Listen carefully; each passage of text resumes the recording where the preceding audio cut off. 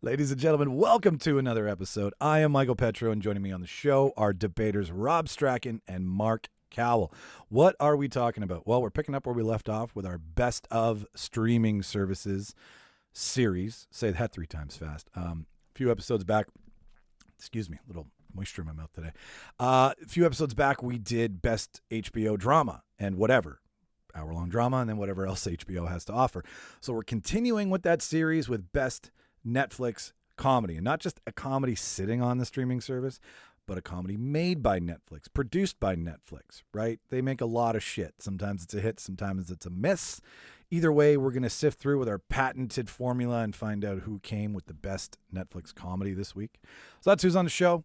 That's what's on the show. We also do our weekly watch list as always and a bunch of other dumb shit that we never plan on. You know what to expect from us. So yeah, updates, housekeeping. We're moving. We've moved, actually. This is the first episode on our new platform, Captivate, where we've moved from Castos. We wanted to give you guys more. We wanted to see more, so we're paying more, and it's working out great. I absolutely love it. So we're going to have a light website back again with all the basics, nothing too crazy, and some other stuff I'm sure we'll update you over the next few weeks.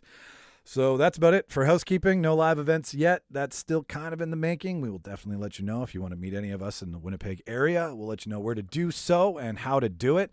To our fans, to everybody who's listened to 115 episodes, you know the drill. I have nothing else at this point. This is where you can go get your drinks and your snacks and carry on into the proverbial movie theater, air quotes. But if this is your first time, give me another minute and a half of your precious time. Please. First of all, thank you for listening to the show. We really appreciate it. Everybody here gets really excited when we start to see new places listening. So if you've pressed play for the first time, thank you specifically to you. That's awesome of you. If you like what you hear, if you become a debater fan by the end of this episode and you want more masturbation, I implore you, check out our back catalog. Go look at that HBO episode so you kind of get some, it's congruent. It's linear for you, right? But go and subscribe. That's all we're really asking you to do at the end of this. It's the cheap, free, easy way to support the show. Hit that subscribe button in your podcast player. You're done. That's it. But if you've got some spare change, if you're cold and you want a hoodie or a sweater for this impending fall weather that's right around the corner, we have a prop shop where all our merch is, and we have a donation tab.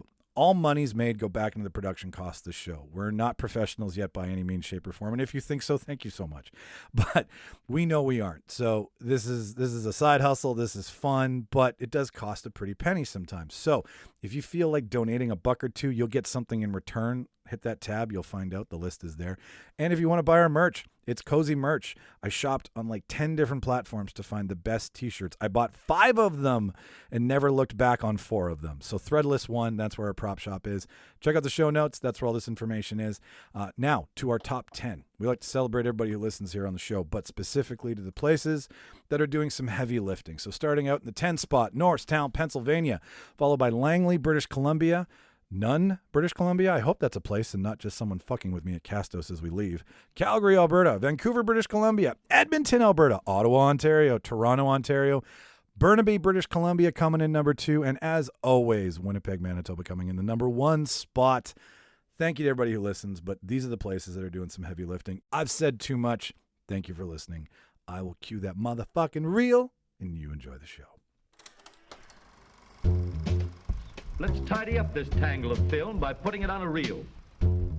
Here is a motion picture film, 1,000 feet, 16,000 separate photographs. Welcome, everybody, to the official space section of the chart. What's the truth? You can't handle the truth. Sir, you're out of order. Out of order. I show you out of order. Ladies and gentlemen, welcome to another Boys and girls, kids of all ages. Come one and come all. We're proud to present Real Debaters. this episode. Sunday. Master Celebrators. The ticket buys you a whole seat. You'll only need the edge. That's it. You guys are doing this from now on. I'm fucking. That sound is in the board, eh? It's like a default sound. I don't need a default fucking No, you. I don't know. sound. We got you. I got a mouth. Yeah, boy. Yeah, boy. Yeah. Wicka, wicka.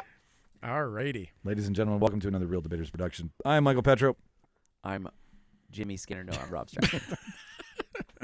And Mark Cowell here, back again. The Cowell of Mark. I'd love it if you had, like, if you didn't shave your head, if you had a cowlick. I do have a cowlick. Do you? A cowl lick. A cowl. It would be better if you. Just, I could wear a cowl. If you could grow What's wrong just with the you? unicorn Yeah, horn. just. Can you grow just the unicorn? I don't know. Mike, I think can you do just the unicorn? No. I'm struggling for most parts of what's on the top of my head. So, I mean, it's not. The hat's on for a reason, gentlemen. I might just change my name. I'm gonna drop drop the E in one of the L's, and I'll just be like Cowell, like Batman's mask. Yeah, and then when you wear one, no one will question you because they'll be like, "Oh, that's Cowell." It's Cowell Walking around. You could wear any cowl. Why don't you add an S and then it could be called Scowl, and you could just walk around with a shit face on all the time. My first wife's name was dig that. Sarah. So, when quite often, like, you work somewhere and it's the first initial in your last name. So her email was a Scowl. That's a great email. And you pointed that out. Yeah. Send old Scowly an email. Yeah. It says Scowl. Hence X. Scowl at AOL.com. Scowl at yahoo.ca. So let's pick up because we were like, fuck, we're talking good shit for a second, but we were talking post show, which I feel we should put to bed here for pre-show, post, yeah, right. That, like, what, Mark, you were saying that you can't.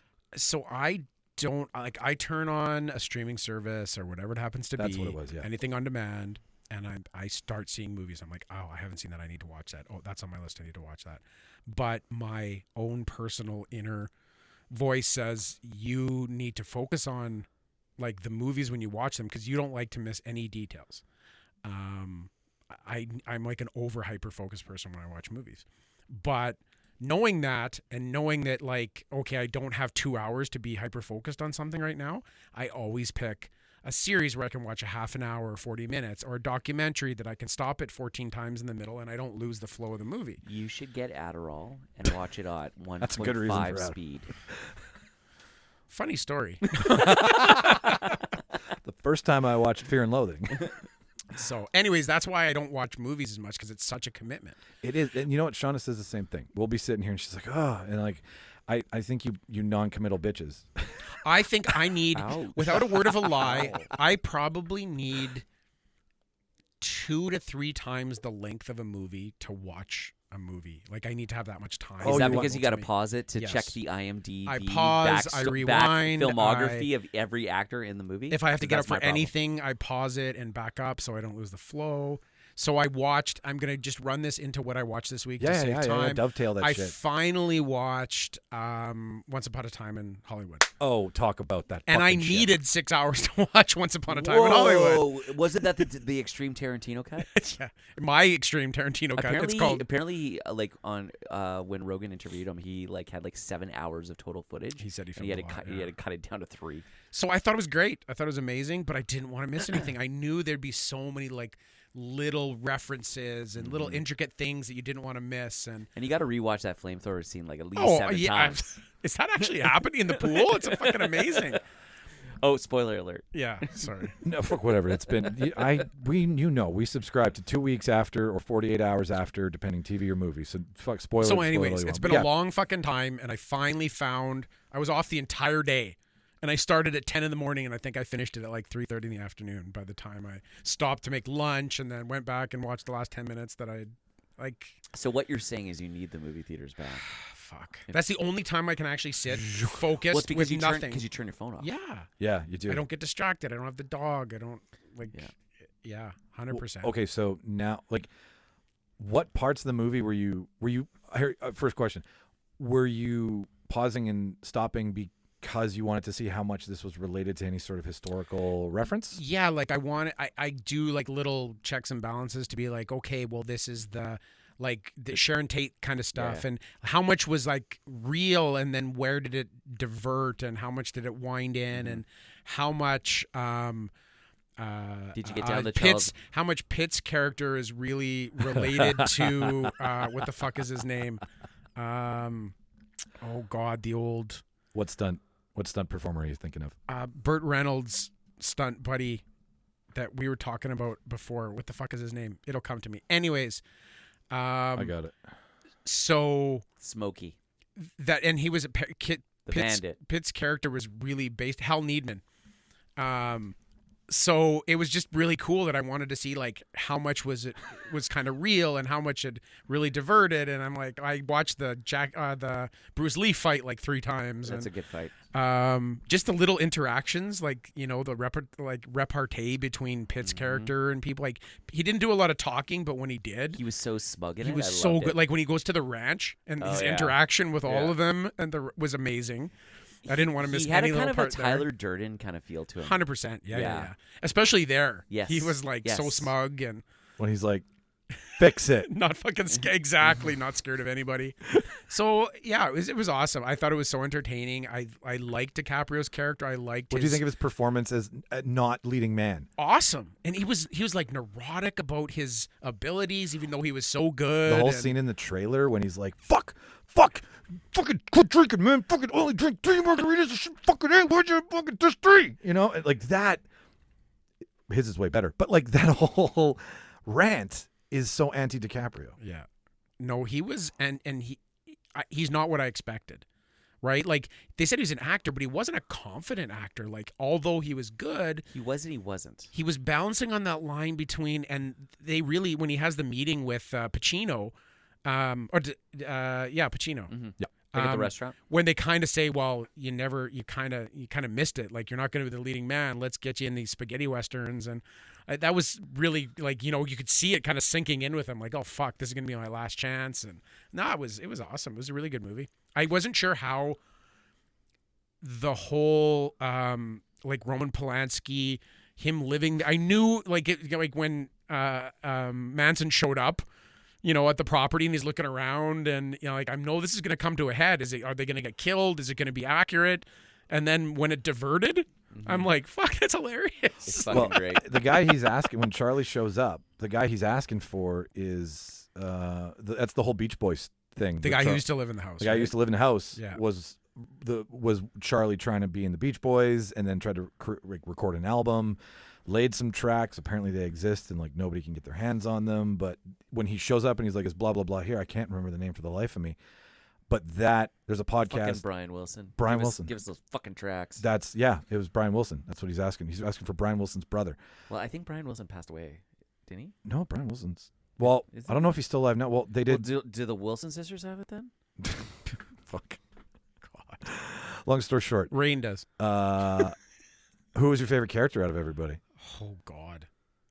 Because there's like even Kurt Russell's time on screen, even like it's vignette-ish, right? Like it really is. Here's a moment in LA here. Here's a moment in LA here, wrapped in the murders, right? Like it's a story within a story that you come out on the other end, and you come out through the Manson murders, but you go in a different way, and I think that's why it's so fucking awesome. I mean, Pitt was my favorite character in the whole thing, but 'Cause he's as far as like shirtless. little cameos and stuff, Kurt Russell was really good.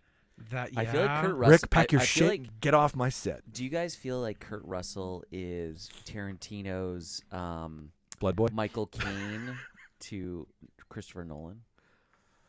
Now, His muse, kind of like his. Somewhat. You know how But Tarantino has lots of plaything. those. I know, He I goes just- back to the same. I know, but Like ever I'm since surprised. Death Race, I'm surprised like- Madsen wasn't somewhere in this movie. Like he finds Yeah. a spot for him in every one of his Oh, movies. he was in Hateful Eight. I think he was like, I gotta split. I gotta. Like show every you. second movie. He Yeah, throws him yeah. in. He's like, you gotta spread the love. And he loves Uma now. do you think Pulp Fiction would have been as good if Madsen had done the role instead of? Vincent Vega. Yeah, No, I don't think. Nope. not at all. I don't. I think it would have been great. I don't think it would have been epic. No, it wouldn't have. Did you listen to the interview where?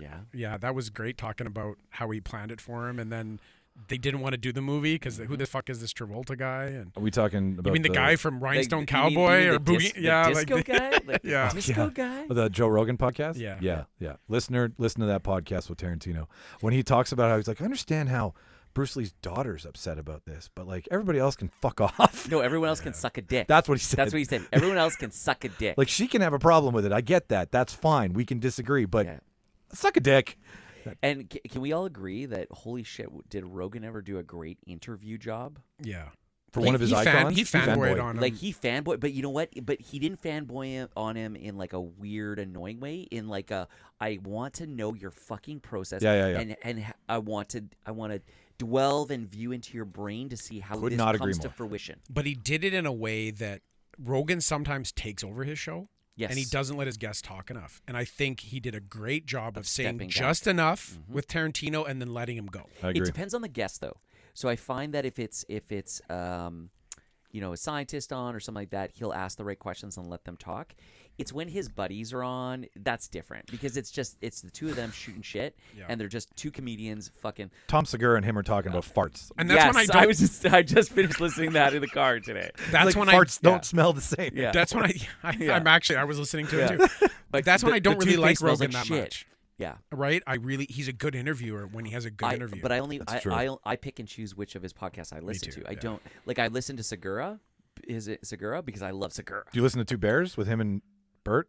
No, but it's probably good. It's I also amazing. wanted to listen to Segura because this is his first one back from COVID, and I wanted to see how that played out. And after he fucking broke his knee and fucking his arm and all That guy had a bad run. That guy he tries to dunk and breaks. fucking rips his patellar fucking ligament or some shit. The most important thing in your knee, I think, is whatever we can MCL ACL, but yeah. So, anyways, anyway, so let's go back. that's what I watched. It was good. yeah. You know what?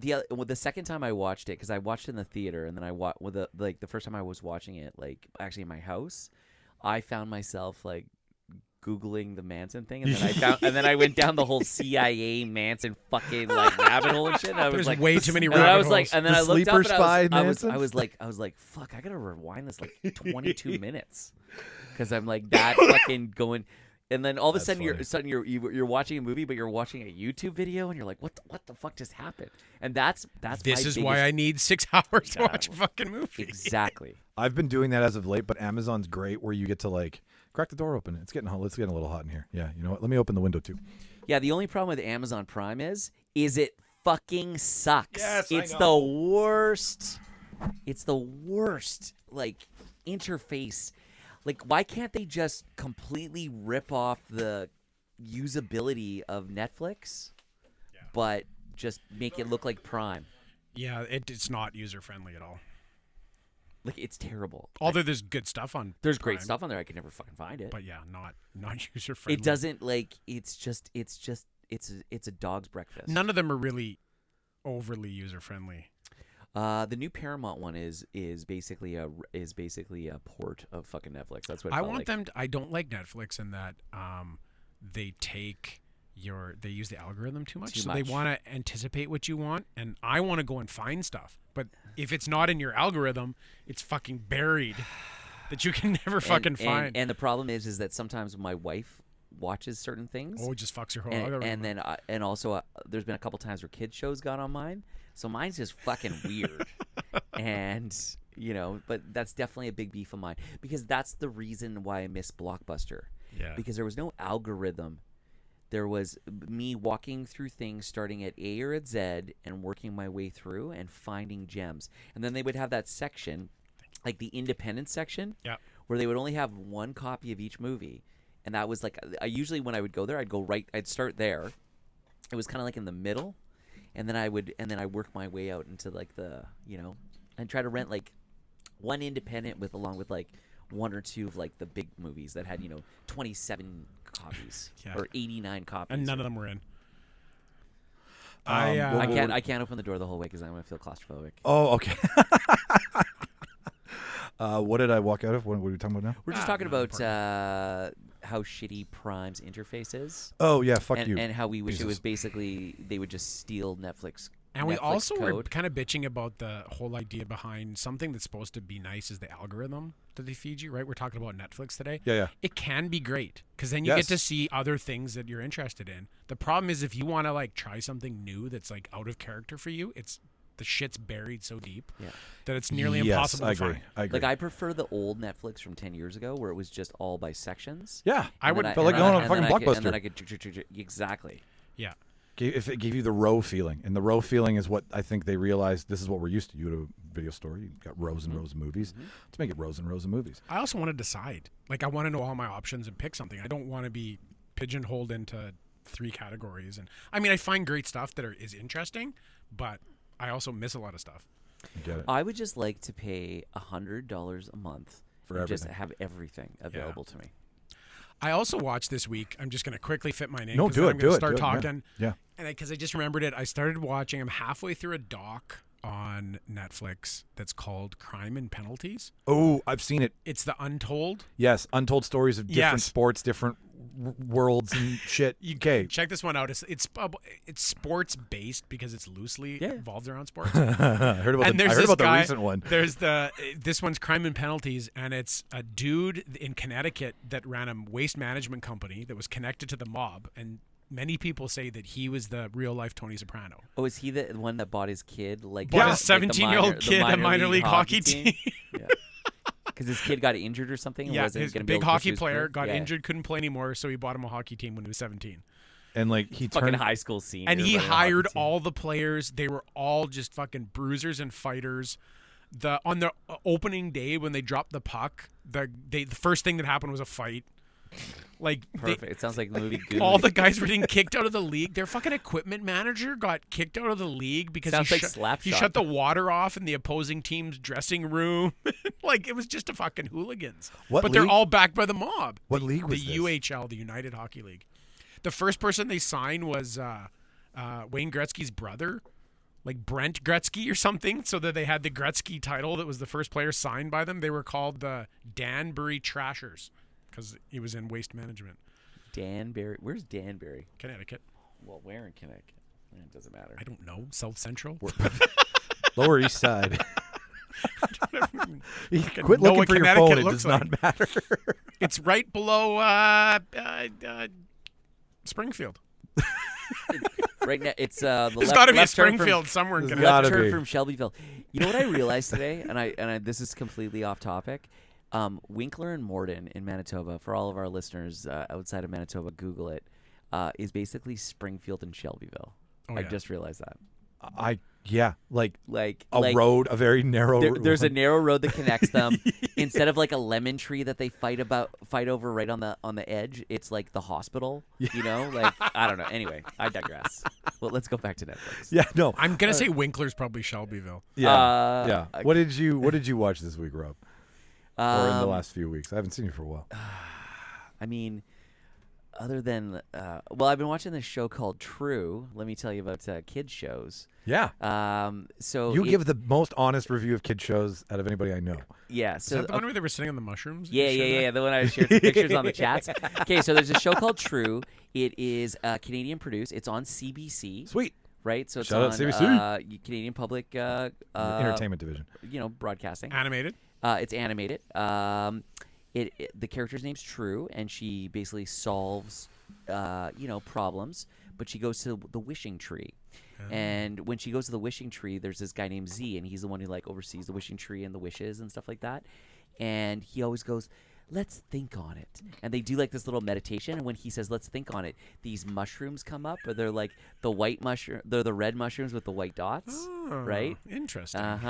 And then there's this one character in it. What's his name? He's a DJ, and I can't remember what his name is. But he basically looks like an ecstasy pill, and Show he's me that he looks like and a caplet. He looks like a cap, like an MDMA cap, and he's like, but he's like a DJ, and he's all about partying and stuff. I don't know. It's a fucking hilarious show. It's really good. I think it's actually the same producer that did the Care Bears back in the 80s. Oh, wow. I think there's a link there. Yeah, so it's called True in the Rainbow Kingdom. My 2-year-old loves this shit. Like loves it. And is it a series? It's a series, and then there's the kitty named Barnaby, and he's like a kitty ninja. He's fucking awesome. And then see, there's the pill guy in the back. See in the top. And, I do see him with the blue and the yeah, red on the yeah, ears. Yeah. I don't know. It's a great cartoon, but it definitely has some weird kind of like underlying drug, Mushroom like tendencies. psychedelics kind of references. Of and stuff course, like there's that. mushrooms. Yeah, so I like that. It's cool. Yeah. Anyway, That sounds fun.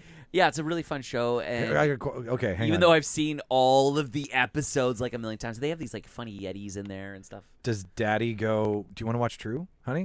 You want to watch True, Lucy? Well, or does she Lucy was, say she was to you? really, she was really into True like about a year ago, and then she Okay. was out of True. And then she was into like fucking Paw Patrol for fucking ever. But now we've rediscovered True, and she's like, I want to watch True. And she's like, "Can I have my tasty bucha?" That's what she calls kombucha. So I gave her some kombucha. And That's for, adorable. And for any of you parents out there who think you can't give your kid booch, you can totally give your kid booch, and it'll help their gut health. And so she'll drink her tasty bucha True story. and watch True. She loves it. Is kombucha probiotic or prebiotic? Probiotic. It's chocked full of probiotics. So I've been watching a lot of True. Okay. I watched a movie the other day by myself. I was tired and I watched Tom Cruise, The Edge of Tomorrow, which we were just talking about. Also you brought it known up, as- and I literally watched it like 4 days ago. Also known as Live, Die, Repeat. Live, Die, Repeat. They're making a sequel, and I forgot how much I fucking love that movie. The one Tom Cruise movie I can agree with Yeah. because I get to see him die about Well, 50 I times. love the idea of the time loop movies. It's like a fucking fantasy for Yeah. me. Jesus Christ, And- you hate and- porn addicted and asshole. you know what? It's funny because when I was watching it, the whole time I was thinking to myself it's what he's doing is, and he's memorizing all the different stages. It's kind of like, remember like when you would play a Nintendo game. Yep. And Nintendo, before the AI got way more complicated, it was just memorizing where the fuck the boss was going to go. Donkey and what, Kong is 100% and what memorization. It's all about the pattern. It's Yep. about remembering what the pattern was. And that's literally what he's doing, but just doing it millions and like thousands and thousands and thousands of times, right? And I don't know. I really identify with that. Here's what happened to me. I've heard two people here. And proof. Emily Blunt is fucking dope. in Emily that movie. Blunt's And you haven't seen it? I haven't seen it. Get But out. but here's what happened. I think at the time I hadn't seen Source Code or Edge of Tomorrow, and I chose Source Code. Source which Code's is, good too, and I was just gonna bring that one up. but then I was like, okay, I have my fill of. They're different though. But after seeing, different. I saw that the 30-second minute. Jake give Gyllenhaal's you- great in Source Code though. Yeah. Oh, they're comparable only by. Have you seen Groundhog Day? Yeah. Okay, good. Have you seen Palm Springs? No. Well, all four of those movies are cut from the same cloth. Oh, 100%. Yeah. Palm Springs is so good. I didn't know that was the premise. I just thought it was going to be a Andy Samberg comedy. I was like, sweet, I'm fucking stoked about this. And then it was that, and I was like, holy fuck, this is so much even better than I thought. That was the worst English ever. But you get my point.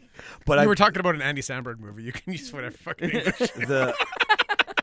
the little minute clip that you get when Netflix like shows you something and it gives you like the hook to get you. Well, they either show you That a clip tra- is making me go, why the fuck didn't I watch this? Like these big mech suits, and he's like, I'm here. You need to save us. We're about to die. And I'm like, okay, I'm hooked. How did I miss this? It's Source Code. and it also has kind of like a very like, because like the aliens take over Europe, and it's kind of like the Nazis, right? Yeah. And they're almost doing like a D-Day type invasion. That's the whole premise of it. Oh, so they're using Right? World War II as their It kind of spine. It's in the future, but it has that style of it has invasion. it has a parallel to that. It's analogous to that. And if they only had Tenet Good use of available that to word, them, they could analogous. have sent You're in a welcome. recon team. Just as use of analogous. Analogous, Yeah. yes. I was going to say if they only had Tenet on their side at this time, they would have been. They could have sent in a recon team in reverse. It's And we would have met in the middle. it's a pincer movement.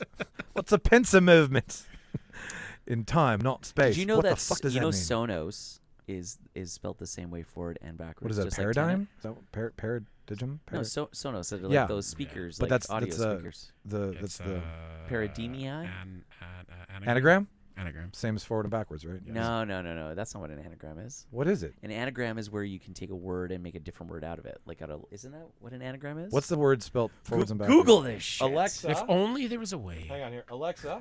That we could decide this debate in the bar. Alexa, what is a word spelled the same forwards and backwards? It's probably an anagram. A word spelled in reverse is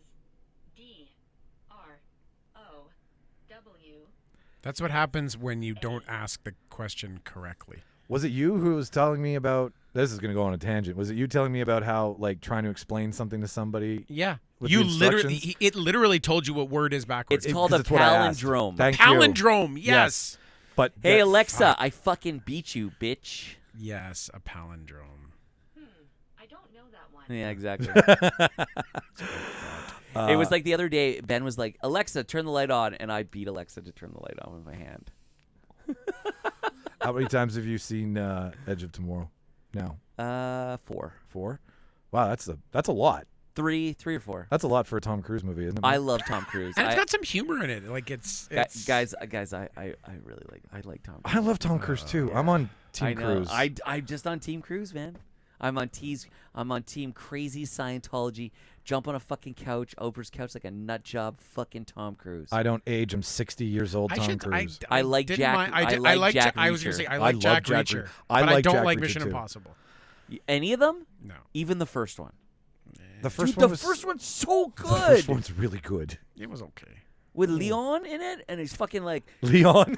coming with the fucking helicopter, and the fucking blades are cutting off, and it comes like, and it's like right by his fucking throat. Or like dropping down into that computer Dude, room and then dude, floating Mission- 2 inches Like off that's the never ground. been done before. Dude, the first one was De Palma. It's so good. The first one wasn't Same guy who did bad. Scarface. I couldn't believe that though that he just started like he's trying to create his He own also did Bond Mission March. franchise with Mission Impossible, Yeah, he is. You're right? totally right He wants to about be his own James Bond. I actually almost think it's better. that. Well, I'm gonna Jesus, that's a whole other debate. I'm gonna bring. Are you done with your? No, I just wanted to see what kind of reaction I get out of Mark, and I got exactly what I wanted. Perfect. Very uncomfortable. Holes in your story. I Have you seen Tropic Thunder? Holes. You like military movies, even if you lie. I watched a really great documentary and I watched a really fun fucking movie in the theater. I went and saw Suicide Squad with Jimmy. Oh, how was that? James Gunnish to the core. It was so good. Was I it saw it. was also. was it better that Will Smith wasn't in it? Yes. Idris Elba and See? John Cena Remember? have That a goes- connection on screen. That goes back to our conversation earlier. I'm over Will Smith. Have you not seen Suicide Squad? No. Oh, But you can good. talk about it. It's I don't really care about DCU. It's so goofy Or MCU. and fun. and rotten and dirty and weird and Did you see the first Suicide Squad? I watched the first half of it, and I got Okay. bored, and I turned it off.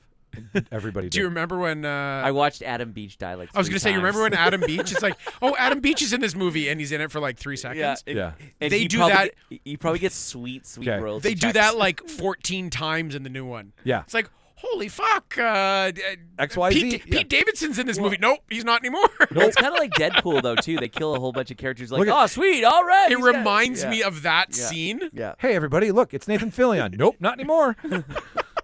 But no, it was Okay, now you've spoiled the whole fucking Yeah. movie. there for me. was there Don't get too attached to any of the characters. it briefly Ned Stark. it briefly paid Exactly. attention to the original. It was like, yes, we know we're here, but we're going to go in a different direction. Okay. And it dropped into sixth gear really quick. Like when Cam took his kid to go see it, guys, like they were out of the theater like 12 minutes in because it's just not meant for a child. So How it old's ge- Cam's kid though? Isn't he he's, 12? 10, not 11, 9. I, I mean, know. I think he's sensitive though. To yeah, stuff. he's not like okay. us. He's not as depraved adults yet. He's still innocent. I don't know. Yeah. I remember when my dad rented a Clockwork Orange when I was 13. He was like, "You should watch this movie." So I Some was like- ultra violence. Need some ultra violence in your life, Maybe Rob. I was, Roy- maybe I was- Roy. maybe I might have been 14, but still. Character development was awesome. Idris Elba and John Cena were, Stringer Bell's always the shit. but they had the Hobbs and Shaw friendship that you want, right? Like, Oh. but it diverges very quickly in the third act. But When like in they, the movie did Cena apologize to China? Like the country or the woman? Both. I don't think he wrestled with the woman, but I'm sure he's pissed off the country. He's been wrestling with the country for a while. Yeah. There's I like when they introduce Peacemaker, like Cena's character, and it's the exact same bio as So you know how Alpha's they- character. they do the bio run through in every like assemble the team movie where they're like, Yeah. we have this person who does this. So they He was raised by assassins Yeah. and blah blah blah, taught to kill from the age of 2. And there's a whole thing for Idris Elba as they introduce him in jail, and then they go through some other characters, and they get to Cena, and they go back to he was raised by an assassin. same And fucking Alba's bio. like, Are you kidding me? Like it's a fourth wall break. That's fantastic. We were His laughing. costume, Cena's costume is really ridiculous too, isn't it? He's in his tighty whities at one point. That's Yeah. absolute like he's the got Peacemaker. he's got some comedy chops that I hate to like, but you just end up liking. Like it nowhere near as good of an actor from a wrestler as The Rock. Nobody I think will be because he's just he's the Rock. He's The Rock. But He's the new Arnold. for following in those footsteps, him and Batista I think have carved out something for themselves that says I that thought you can. Batista's blacklisted. Yeah, he's just Disney blacklisted. I mean, Yeah, people yeah. have had careers without them. But Not when they own half the world. that's true. but but I'm sorry. You'd like to be in movies? Too bad. all in all, it was a shock fest. It was a gore fest. Sweet. Like it's The big bad was hilarious. oh my god, Starro. It's like a fucking It's a 7-story tall starfish. Yeah, that doesn't talk. It just walks around like Stay Puft Marshmallow Man, terrorizing. And is angry because it's been tortured its whole life. Yeah, and then it opens its side, and all of these smaller, like alien face suckers come out, and that's the whole. But it's a giant. It's like Rampage at the end. It's Yeah, just a cool. stupid fucking. The big starfish destroying a city. And there is one like. I mean, I don't want to spoil it for everybody because it is still kind of fresh and worth seeing it in the theaters. But the smaller bullet, bigger bullet Oh, that's a good scene. is one of the best bringbacks. Whatever. Spoiler alert. There's the. Did they take a shot at MCU calling that building Jotunheim? I missed that. So the building that the starfish was stored in, where all the experiments were taking place, it's called Jotunheim. And that's from a shot from like Asgardian mythology. Jotunheim is one of their. That's you know what that is? That's somebody at DC not smart enough to know that's from Marvel, and James Gunn snuck it in, and everybody was like, "Oh, I don't know anything. When did this happen?" Because he's been interviewed recently, and he's like, "I would do it. I would do a crossover, like if you could." You know what though? I think if I remember right, DC Comics borrow. Because they almost Star Labs and, DC and Stark almost, Tower. DC almost creates like its own mythology, but it borrows from different like Greek and Roman and Norse and kind of like pushes it in there. So it might have been something like that, but it also might have actually there might be a reference in a comic somewhere to it. But I would guess that it's Gunn being a dick, which is amazing. That's even better if it was somebody taking a shot. Well, that's I Love You 3000, right? Like those little shots across the bow, or it's friendly fire because guys write for Marvel and DC. Like comic book writers aren't loyal; they got to get fucking paid, and they get paid. No, fucking gone are the peanuts. days where it's one or the other, right? Like, Yeah. Yeah, like that ended in the If DC early calls 2000s. you, Can you imagine That ended Trek when and Image started. Star Trek and Yeah. Star Wars fans, and like J.J. Abrams got to do both of them? right? That would have never happened back in the day. No, that's mutiny. But that's why both those movies were good. Anyways, the other thing I Was watched. The Force Awakens good? I don't want to have that conversation here anymore. Just Of the course lights. it was. It had Han Solo in it. The other thing I watched was called Pray Away. Pray Away. Ryan Murphy production. Like the gay? Yes. Like Oh, is that what it Yes. the docs about? P-R-A-Y or P-R-E-Y? Pray. Praying. Okay. Pray the gay away, which is Pray Away is the title. It's Ryan Murphy produced. Ryan Murphy of American Horror Story. Ryan Murphy of 911. Is it Lone about Star like those 911. crazy like Conversion. Yes. things But in the Midwest? okay, so it's very much done in the same vein as any Scientology documentary or any documentary for that matter on a cult. Oh, it's a documentary? It's a documentary. Oh, nice. It's not scripted. It's docu. So it's survivors of conversion therapy, specifically something religious bullshit title, whatever. Doesn't even need to be said because they're assholes. So was it guys that like thought Guys- they were straight or pretended to be straight, came It's- out as gay, then were made to be straight again, and then realized that it was all fucked up? They were confused. They felt guilty because the majority, the underlying theme is and I don't want to start speaking on behalf of the gay community. I'm explaining a movie. No, you're just explaining But your it's very perception of it. yeah, it's very touchy, and I can see how it could trigger some people. So that's the only. I just want to preface that. Yeah. But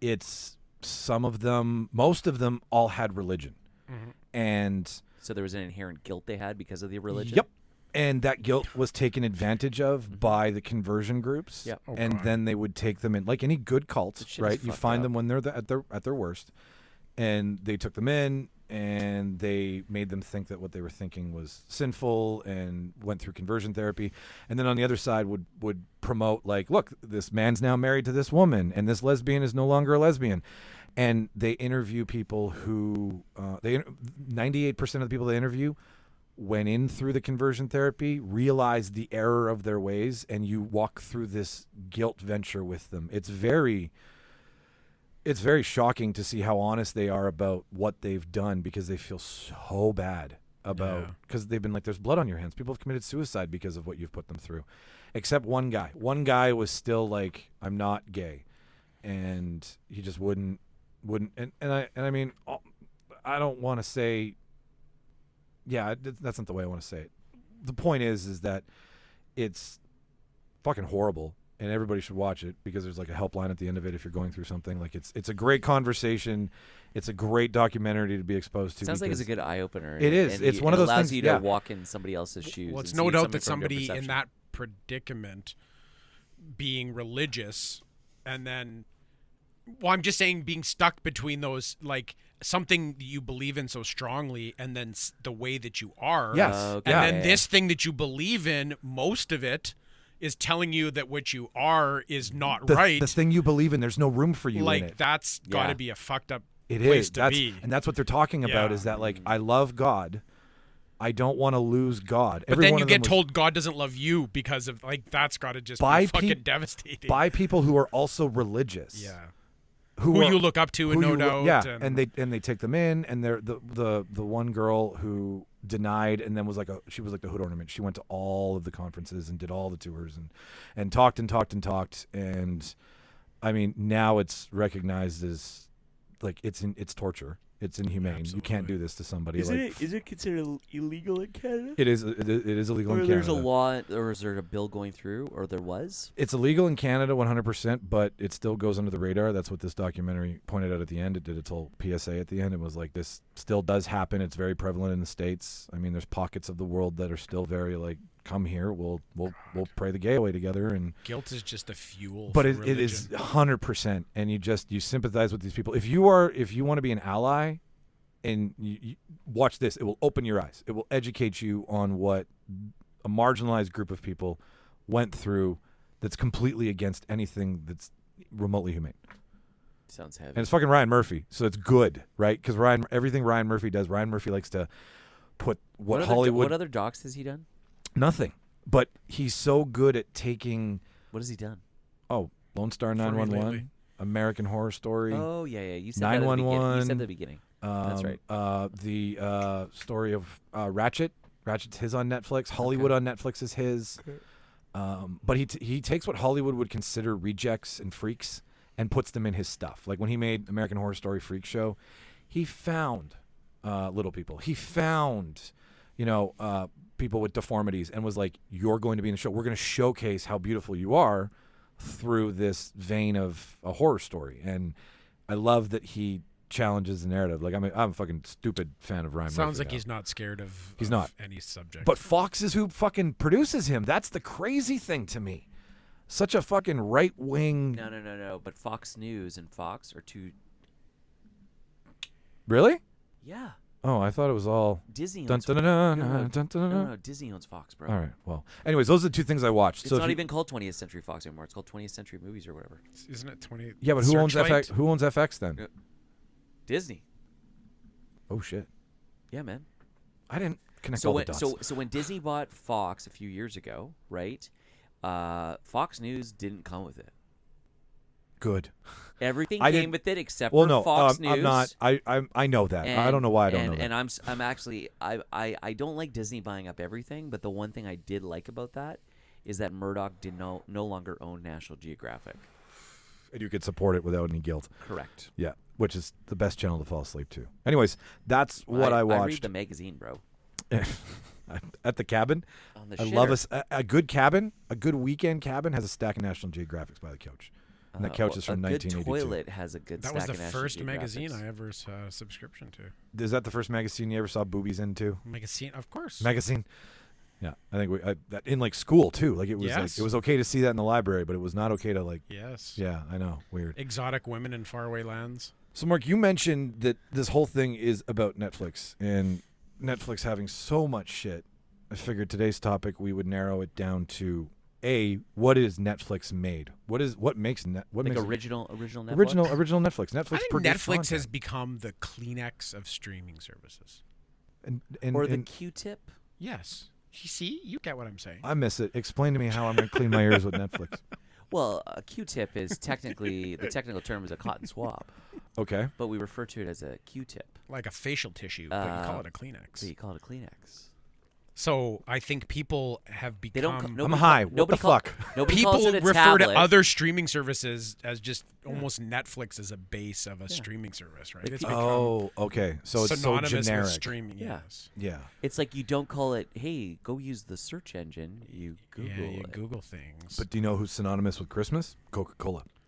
So that's why I had a problem when we were talking about this. Yeah, Because but you don't call it Coca-Cola. No, you don't. But when you think That's of a- Christmas, that- I do think of the first brand that comes to mind. Yeah, So- but that's not what we're talking about. No, We're talking about something, a type of product that gets called by the number one brand of that type of product.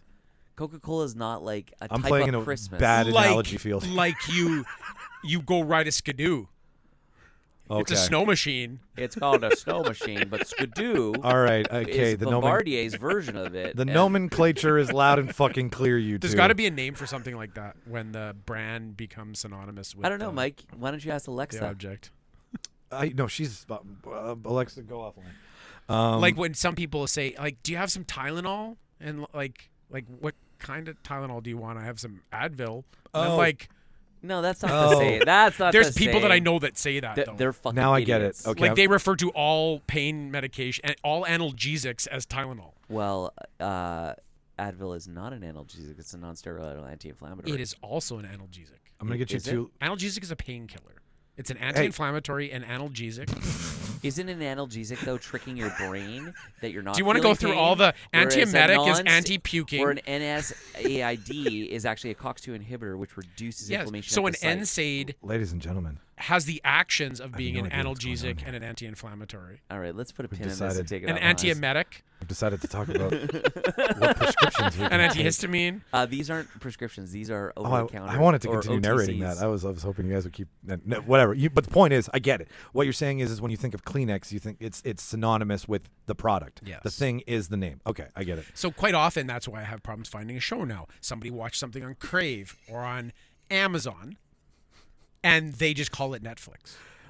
Or I people get go, it. or people go, is that on Netflix? Because I don't really want to have to use the other ones.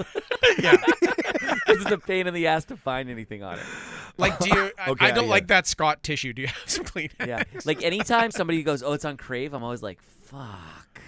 Well, and And for our American listeners, Crave is like our HBO. is our shitty HBO/Hulu. It's how we the get. only way we can get HBO. Yeah, exactly. The one line into the fucking country. It's owned by Bell Media, and they suck. No, I think you're right about that. Like it's and that's probably what they've always wanted all along, right? Like to be the base of the market. Well, whenever- Netflix knew what the fuck they were up to when they started the mailing you fucking movies for X amount a month and all that kind of shit. They knew their end game was to eventually deliver this electronically. The tech just wasn't quite there yet. The bandwidth and the network and the infrastructure wasn't there yet. But they knew their fucking end game. I agree. When you say a title of a show that we're talking about, how many times, if we're talking about like comedies today, Yeah. be like, hey, I watched this new comedy. Oh, did you see it on the theaters or like on Netflix? And when you say that, you mean any streaming service. You do because Right? the Netflix, right? Yeah. The internet. You The- saw it the on Netflix. You saw it in a movie on Netflix, or it's pirated, or it's on network kids TV. Keep talking about the Netflix. Yeah, what's this Netflix? what's I've this, never heard of anybody craving and chilling. And That's true. priming and chilling. Yeah, I want to prime and chill. You want a Hulu and chill? How about a Tubi and chill? You're really cheap. You don't fucking chill with anybody that only watches Tubi. You don't have. You're by yourself. You clearly Here's aren't in the the market. adult friend finder of fucking streaming services. What was the other site? The one where you could like totally cheat? Oh, Kelly Ashley Madison. Madison. Ashley Madison. That was I the actually, you know what? I actually think Ashley Madison actually served some type of good purpose. Can I explain why? one. You can definitely. And there's going to be a Step lot of out people on that that. disagree with me, but I think there's a lot of people that are in happy relationships, right? They love their partner, they have kids together, all that kind of good stuff, but they're just missing that physical interaction and they Sure. don't get it from the other person. And I, as fucked up as it is, I think Ashley Madison allowed them to do that without potentially jeopardizing their entire marriage. As fucked up as that is, I get what you're. I think there was a silver lining to release. the fucking grossness of the whole thing. I'm morally it's wrong, but And did you know after It's the, like after that Tony Soprano has his fucking guma, and he has his wife. exactly. Yeah. And they never the guma you- never. I'm leaves not the gonna let wife. my wife Yeah. suck my dick. She kisses my kids with that mouth. yeah, But my guma. yeah, so true. Yeah, But it's like there's that movie with Owen Wilson. It's a romantic comedy, and he goes, when I wear condoms with the other girls, it means maybe I'm really in love with my actual girlfriend. Oh God, I don't. And you're remember just that like, line. holy fuck, that is some fucked up shit. That's some fucked up logic. Yeah, Like it's how super- you got there is impressive with your like moral flexibility. Well, I didn't think that. No, I know was you in did. A Yeah, no, movie. you have to- It's in a movie. It's a comedy. It's the one that it's Paul Rudd, and it has Hall Pass? Renee. No, not Renee. No. That's The one that was in Legally Blonde. I'm brain farting right Reese now. Witherspoon. Reese Witherspoon's in it. Anyway, Jack Nicholson's in it too. fucking wait till they get a load of me. Can't believe I remembered that line. But the point of this conversation is that Netflix then started to make their own shit. Instead of buying other people's shit, started to make their own shit. And Well, it was all about unique content that only Yes. they have, and that's what keeps people subscribing month after month after month. I couldn't agree with you more. It's why you never get rid of that you- in The Office. You, all that NBC shit. But like you can get rid of Crave, you can get rid of Prime, you can get rid of Hulu, you can get rid of them all. But you always keep like you will dance around your Netflix and leave that last too on the lazy, chopping block. I'm too lazy to get rid of any of them. Me too. It's still better like price. I to have have them all, Yeah. but It's better to have them all than pay for cable. It is. I have them all and I pay for cable. So I'm. But you like Oh, sports. screwed. Yeah. Have you tried Yeah. DZNA? I have the zone also Because because there's a bunch of NFL I don't get Okay. on regular cable. Yeah, I have too many. Maybe that's why I don't watch enough fucking movies it's too, just because I have so- too many damn services. It's you so- have literally 2 fucking TVs in your living room to watch 2 different sports shows at once. yeah. Your Double fucking living Sportsing Square. your living room is only like in winter. Sportsnet. We put the other TV in the yard in summer. Oh, my apologies. Yeah, it's for it's That's lovely. the hot tub TV. Yeah, yeah. But okay, so prime example. Nothing but porkies and porn. Prime Netflix example. Definitely. Prime example. Prime example. Netflix example. Netflix example today is going after 2 of the base genres of film, action and comedy, and looking at Netflix and going, all right, what are some of our favorite Netflix made, not Netflix bought shows? Now that Netflix is legit Yeah. studio. Yeah. Original Netflix content. Because, I mean, they started off with House of Cards. That was the first show that they It did. was their Well, big, actually, it was technically Lilyhammer. But wasn't it the 100? No, it was Lilyhammer. No, the 100's on CW. It just happened to be simulcasted on Netflix at the same time. All right. Don't press me on my fucking the 100 knowledge, because I was really into that show for 3 seasons. Don't ask me why. Trying to bring my notes up here. But Lilyhammer was Moved their too much first shit produced series, and then I think then it was House of Cards. With Steve, what's his face from The Sopranos. No, what's his face from Bruce Springsteen and the E Street Band? Van Zandt. Steven Van Zandt. Yeah, that's right. Yeah. So I heard a story that Bruce Springsteen was called and asked if he would work around their schedule, and Bruce Springsteen's like, yeah, sure. Like they called the boss and they were like, can you tour around? And what he's we not do?" just I the watched a boss. season of Lilyhammer. I think there is only one season. Is there? Oh, I mean, 'Cause then I that's where- watched that's half where- a season. That's where he's like an informant on the mob, and they send him to Norway, right? Exactly. Yeah. Anyway, so The site of the 1994 Winter Olympics. I'm gonna I'll kick this Or one was that off. Torino and it was 92 as well? Oh, I don't know I my don't years. remember. The only reason I know Lilyhammer is because of the Olympics, though. That's the only reason Well, I ever, nobody else would yeah. know it. Like, That's the only reason I know anywhere that the Winter Olympics is. sounds like a cool fucking name for a place. Lilyhammer sounds cool. Lillehammer. Hammer in a name is never a bad thing. No, it's not. Very powerful. There we go. It either means you're an awesome carpenter, Thor, or you're just fucking hammering pissers. Okay, so let's start now instead of circling All right. this drain here. So would you say the legitimacy, as we get underway, Mike, the legitimacy of Netflix as a studio was sort of like The Irishman when it... No, No. it was when Steven Spielberg finally accepted. Oh. That's their public crowning. That's when everybody in Hollywood's like, okay, fine, I guess we have to. I guess they're not going anywhere because Spielberg's willing to acknowledge them. I think the only reason the Irishman was made was because only Netflix was willing to make that piece of shit, and no other studio was willing to launch that to the Ooh. fucking theater. That's shots fired. I Wow. love Scorsese. I love De Niro. I love Pesci. I fucking hate that movie. It's so long. It's so long. It is something that I kind of, now that you I'm said sorry, that, I don't like it. No, it's fine. You don't. Yeah, like it. But now that you said when that, when I've seen what others, when I'm Warner stacking Brothers it, didn't make it. It was one of those movies that just would have been better not made. And I'm looking at your fucking poster of The Taxi Driver, and I'm thinking of Goodfellas and Casino. Yeah. And just Are how you thinking he good peaked? those movies are. Yeah. And just how dribbly drab fucking that other one is. I'm not even going to mention its name. That does not look like De Niro in that poster. That's De Niro before he goes. That was De Niro before he got old. Yeah. It still does not look like De Niro from. It doesn't look like Travis Bickle from Taxi Driver. In my mind, from this angle, he looks like fucking Topher Grace. Speaking of tangent, I have Travis Bickle up there now. Arron bought it for me for my birthday. Think about how good Goodfellas is. It's amazing. And Is there any cultural references of being high on cocaine and looking at helicopters through the fucking curtains in your window from The Irishman? The answer is no. Goodfellas, yes. Anyway. All right, so comedies? Yeah, let's laugh. We're starting with? Yeah, we're gonna start with comedy. So it's right.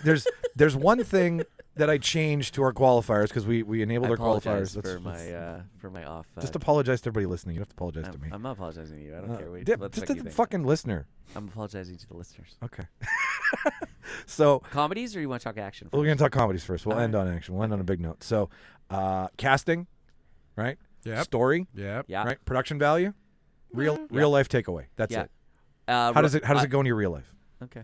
Right? Do you talk about it? Did you recommend it? Did you watch it more time? Like once you've watched it once, I feel that movie's in your universe now, where you've gone into it the first time. So, is it something you recommended? Right? Like what was his real life complications after you watched it? Were you sad? Did you laugh? Did you quote it? I Like think all you're of giving those. movies way too much credit. No, I'm not. It's how I got through my childhood. I disagree. Does everything you watch have to fucking No, it impact doesn't. you? It No, doesn't. no, It no, doesn't. it doesn't. It doesn't. This isn't a must have Yeah. thing. It's just looking at it through that lens. I Because have my comedy, like go. murder mystery. Fucking Adam Sandler, Jennifer Aniston, This is your pick? couple on a fucking boat. That's your pick? Good rom-com, fucking solid Sandler, good Aniston. Solid Sandler? It's a murder mystery-esque thing, which I love. It harkens back to Clue. Yeah. With the weird cousin and It's the better than the Blended. strange interactions. Yes, exactly. It's better than Jack Take the and two Jill. of them, and it's way better than any other rom-com they did. Murder mystery. It's probably the best one that the two of them did. There you go. On a I'll give it long-awaited trip to Europe, a New York City cop and his hairdresser wife scramble to solve a baffling murder aboard a billionaire's yacht. I hate. And it's got like the obscure brother and the crazy cousin. I and don't the like Adam Sandler mustaches though. I thought it was good. I thought it was humorous. Luke Evans. It's cute. It's light. Danny Boone. I don't know who that is. Terrence Stamp, I think. Do you know how it affected me? It was just a good little murder mystery comedy, like guy fish out of water, Yeah, but yeah. the couple that's like rediscovering their interaction between the Yeah. two of them. But it made me realize, you're like, holy shit, like this is just a fucking Netflix movie. Like that's what made me realize Netflix is no joke. Like they have Sandler on this massive multi-million-dollar Yeah, they do. multi-film deal, and they're just cranking out movies that could have easily been like way better than Sandler's fucking movies that went to theater, lots of them. How dare you? Right? No, I have to stop you there. Way better than fucking Big Daddy. Don't you criticize. Way better than what's the fucking devil one? Little you- Nicky. Little Nicky. Okay, I'll give you. It's I'll not as give good you as Little Waterboy Nicky. though. I'll give you Little Needle Nicky. No, Dick. I like Needle Waterboy. Dick. My mama said. It ain't no Billy Madison though. Oh, excuse me. I see what's That's No, prime. it's no Happy Gilmore or Billy Madison, but That's it's better than prime Big Daddy. Sandler years, though. Nah. He's- Sandler's acting pretty wise, funny. he was much better acting in fucking Murder Mystery than he was in most of those other movies. When I was just that one felt his made? Like, out of character the was- order There's a of difference all- between being a Like good 2 years actor, ago. No, right? Like 2019. I now pronounce you Chuck and Larry. Sandler did a very good job in that movie, I did. actually He did did. mind Right? that movie. and that's the Sandler we're getting in Chandler, because it was with Aniston. Yeah, I get it. That's the I get it. Sandler I we're get it. I getting get it. in Murder Mystery. He's that kind of awkward. We get to see a little bit of like his insecurities because he lies to his wife about some stuff that's happening, like with his job, and he pumps himself up to be more than he is. Uh-huh. But it's one of those things. It kind of reminded me of like a Scooby-Doo mystery because it was goofy. I liked it. I love Just- Rube. there were just no mask reveals. No, there's no. I would have got away with it too if it wasn't for You you damn meddling. kids. Is You this- meddling kids. Is this one of those stories where like they don't know they're not in a real situation? They think they think they're trying to solve a murder mystery, or do they actually end up? It's a real murder mystery. Oh, okay. So, because I thought it was one like like date night, when they like think they're part of a game, but really it's a real. That's life. a good movie. It was cute. Yeah, you I know? liked it. But so I stopped. It has some of the same charm as that. I stopped watching Sandler. Like really watching Sandler. Date night or game night? Date night. Game night is with. Oh, you're right. It's game night. It's both. Both of them It is have both. that. That's both. It's the same premise. One is a game night turned into a real I life like the scenario. game. I like game night. Date night is There's where Steve Carell they and- stumble into a Oh, scenario. yeah. They like true crime. That was true, okay. That was it's okay. true lies essentially. Yeah, Except both of them don't know what's happening. Yes. But I stopped watching Spanglish. I really loved, but as soon as he got his Netflix deal, the quality of my Sandler. I'm not saying it's not good. Like I like Grown Ups way more than I like. Hashtag not my Sandler. Not my Sandler, man. But I mean, I. What's your favorite Happy Madison movie? Period. Oh, I thought you were gonna ask me my favorite Sandler moment. I've been like Fresh Pepper, but favorite. Mine's Grandma's Boy. Mine's Grandma's Boy too. Oh God. Grandma's Boy is the perfect combination of letting them do their own thing. Instead of like being really bound by a studio, because that's like a more independent comedy Happy than Gilmore. So Go to your home. all day. The price is wrong, bitch. But I felt it became manufactured with Netflix. Is my point. Like I don't think they're utilizing him. It is manufactured, but I'm not saying that makes it bad, but I'm just saying it's not my Sandler hashtag. I think once you sometimes when you put constraints on a character, which me in particular, I like your crazy comedians being reined in a bit. Like I think Carrie in Ace Ventura is not as good as Carrie in Yes Man. Yes Man. Exactly. You got to rein him in a little bit.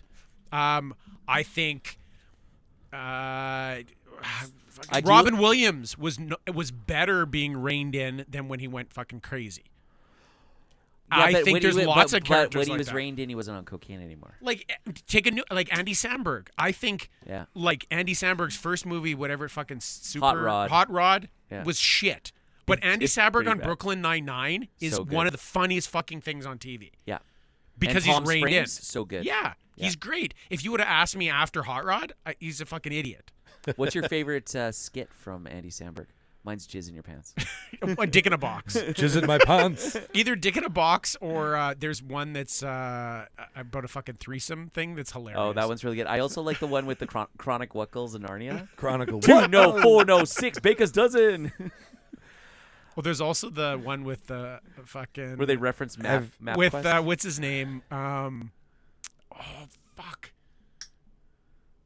Who's the Michael Bolton? The one. Oh, where- that's good. With the pirate. The pirate one. Oh. Yeah, that one's so good. Here is the story about a man named Jack Sparrow. That was yeah. amazing. I totally forgot that one existed. Lonely What- Island is pretty Lonely good. Island, thank you. I'd like to see them if they toured. Okay, so have you seen much of the other Adam Sandberg Netflix produced movies? Andy Samberg. Sorry, or Adam Sandler. I'm what's hybriding the one? them. What's the one? The Halloween one where the guy. Hubie Halloween. Oh god, that movie. Where he was basically just brought. See, that's recycling the Waterboy character, basically, and his bits do bringing, work. and bringing back the love interest from fucking Happy Gilmore. Oh yeah, hang on. 50 First Dates, one of my favorites. 50, Oh, see, 50 fucking Adam Sandler Yeah. movies. that's off Netflix though. I fucking love 50 First Dates. I can watch that shit forever. Adam Sandler makes great rom-coms. See, okay. I think this is my point, and I can finally get to it and shut up. I think the AI is producing something that they're giving to a actor. I'm not. No, hang on. I'm not saying. It's like making a hit pop song by Netflix. using these 5 words. Netflix has a robot just dishing out. This will be a 5 out of 10 hit, and this will be a 7 out of 10 hit, and this will be a 10 out of 10 hit. People like murder. They like boats. They like blondes. Put them in a movie. It's kind of like. Do you guys remember that? You think it's crazy, but you don't think they're Do you sitting remember down that saying book? this is what we spike at, and Yeah. I think we should. How do we utilize this talent, this fucking popular comedic performer? And I think the algorithm gives them something to work off of that is outside. Now, maybe reining them in. Yeah, I agree with you. Reining in Punch Drunk Love. That's really reining in Adam Sandler. And Well, that's over reining. That's Paul Thomas Anderson, like with a fucking That's like putting a muzzle girdle. on him. But I just think the AI. Let's put you in an indie press. The AI influences a Netflix decision where Warner Brothers really isn't probably relying on it as much. They're all relying on AI to tell them. So shit. you haven't seen Murder Mystery? I haven't. But I have bad taste in my mouth because of Netflix produced Adam Sandler. Knives Out as a rom-com on a boat. Or the Orient Express. Yes. Or the Orient Express. Murder on the Orient Express. Oh my goodness. As a rom-com As a on a rom-com. boat. So maybe that's how they got it. People love the Orient Express. People love rom-com. Have you seen the new Orient hey, Express? it was really good. hey. Kenneth Branagh was great. But hang on here. Hercule Poirot has a Poirot. mustache. Poirot? Hercule Poirot. Anyways, they both have mustaches. is Yeah, what but I'm he getting had a mustache. Well, yeah, he. Adam Sandler in Murder Mystery has a mustache. Yeah. He Have has you like seen a Murder creepy Mystery, dude. Rob? Like I have. Okay. Like Perot, I'm like, I want a mustache ride. Adam Sandler, I'll pass on the But so mustache ride. while you haven't seen Murder Mystery, if you look up the numbers that Murder Mystery did in its first week on fucking Netflix, Okay. it like killed. Because he got two actors I that think in a- people love to see. But I guarantee you, if you surveyed people what they thought, I'd also like to know is how many people actually finished the movie. It's the power of Netflix now too. If you get on that first page as a recommended like top hit, everybody's Top gonna 10, watch you. Top 10. Netflix Murder Mystery would have killed with $120 million opening weekend if the Adam Sandler comedy See? ran in theaters. More than 30 million Netflix subscribers watched Yeah, but that's the what they- critically that's- In a panned weekend. film. That's what they thought about Jack and Jill. They Is were that like, not that fucking shit's No, gonna insane? but okay, to Mark's point, hang on here. To Mark's point. Just because 30 million people watched it in their fucking living room doesn't mean 30 million people would have gotten in their fucking cars and driven But down that's to the the movie theater. beauty of Netflix. That's what they've discovered. They've fucking taken lightning and they put it in a bottle and stuck it in your Mark. fridge. Mark, I sell televisions for a living. Trust me, I like it. No, go out and buy an 85-inch, motherfuckers. I wanted to like Can we it. can we talk about another movie now? Yeah, Okay. okay. Yeah, fuck Now our that you've checklist. shit on my choice Well, no. Okay, that so you haven't seen. hang on. Let's round this up here. So the story's good, right? Yeah. Casting's great. Is the Two story very likable good people. or good It's enough? generic murder Yeah, mystery. yeah, okay. Okay. Production value, obviously, on the cheap, would have made a fuck ton of money. So that says something if the numbers transfer to the theater. It's- And the beauty is they took it and they put it on It's good enough. The like they put it quality. on a boat, so they don't need a huge On a budget for boat! fucking sets and massive. Yeah, right? The boats yeah, are great, that's Prestige cheap. confined. worldwide. Yeah, right. yeah. Scenes take place in different rooms, and then in the Yeah. main room, and then on the deck, and Okay, all So right. you need And then you need a minimal set. yeah. did this have But it's any? filmed well enough that it doesn't look like it was filmed with a Sony Handycam. No, but it's That's like true. Murder on the Orient Express, right? It all takes place in Yeah. the different boxcars. Like there's not. Which is more than enough for scene change and to give the mind a break Exactly. and move into something else. Did this have any real life effect on you? I hate to fucking ask that question because I'm sure it didn't. But The like- the, that's why it's funny. I'm gonna say though the movie He hates Jennifer Aniston less. the movie did. There you go, real life.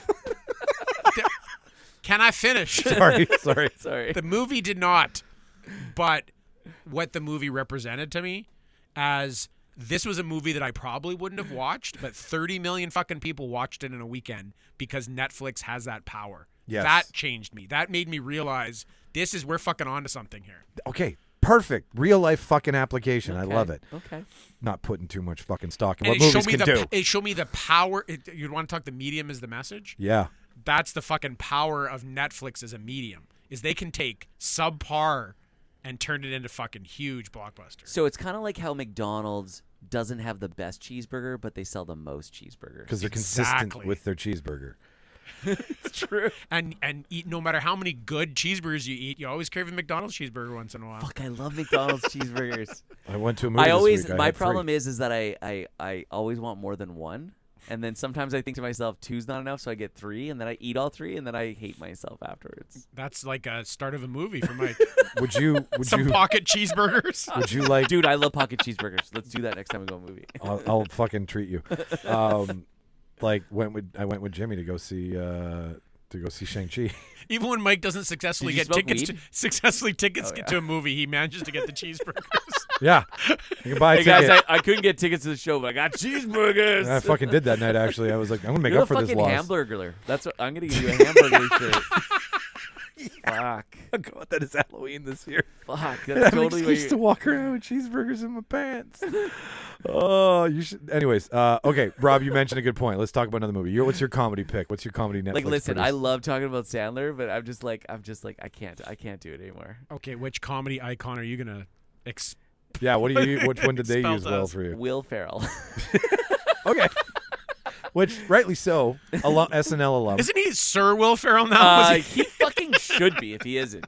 You should be fucking Hey, knighted for sure. hey, Queen Elizabeth, if you're fucking listening to this, Knight that bitch. Knight that motherfucker. Sword, both shoulders, now. So I was conflicted between two movies. One is the rom-com with Lily, what's her name? Something Wong. And, Always and Be My Randall Maybe. Park. Always Be My Maybe. But I decided to go with Ali Wong. Ali Wong. Thank you. Her stand-up's amazing on Netflix. It is. If you When haven't she's seen pregnant, it, it's even better than before she has the kid. Is funny, great. so funny. Is Eurovision, and I fucking love this movie. And I think the biggest thing about it is that Will Ferrell had a whole bunch of kind of misses right after Step Brothers, where you went, you were like expecting it to have that same magic. Blades of Glory? That's awesome. I actually like I Blades of fucking Glory. love I that did movie. not. Yeah, like where he has like two first names. So I kind of went in with low expectations when I watched it, and I was pleasantly surprised. And his character is funny, and like the whole story of like this, these friends, like in Iceland, and they're like almost middle aged, and they're like still pursuing their dreams. Would you say he's sort of And- a restrained Will Ferrell though, in that movie? At parts, right?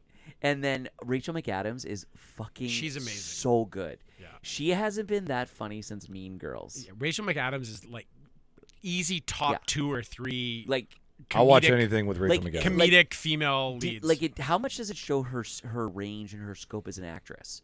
Is that she can do, The Notebook, and she can do fucking even though the second Detective season 2? I was gonna say second season of True Detective wasn't as good as the first one. It was okay, but she was fucking super good in it. She was right? great.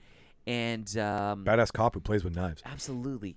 It's just it's got the feel of an Adam Sandler movie that's kooky and funny, and I watched it by myself, but I laughed out loud several times. That's a big and, tell-all. and that's a big tell because you don't usually laugh out loud by yourself when you watch a movie. That's why I like watching comedies with friends or in a movie theater, because that laughter Shared is laughter. contagious. Yeah. Yep. Like when I saw 40-Year-Old Virgin in the theater, I went by myself, right? But the movie theater was packed. Like I was sitting beside two strangers, and I almost pissed my pants, right? Even though I'm not with anybody. A shared right? experience. Shared experience, man.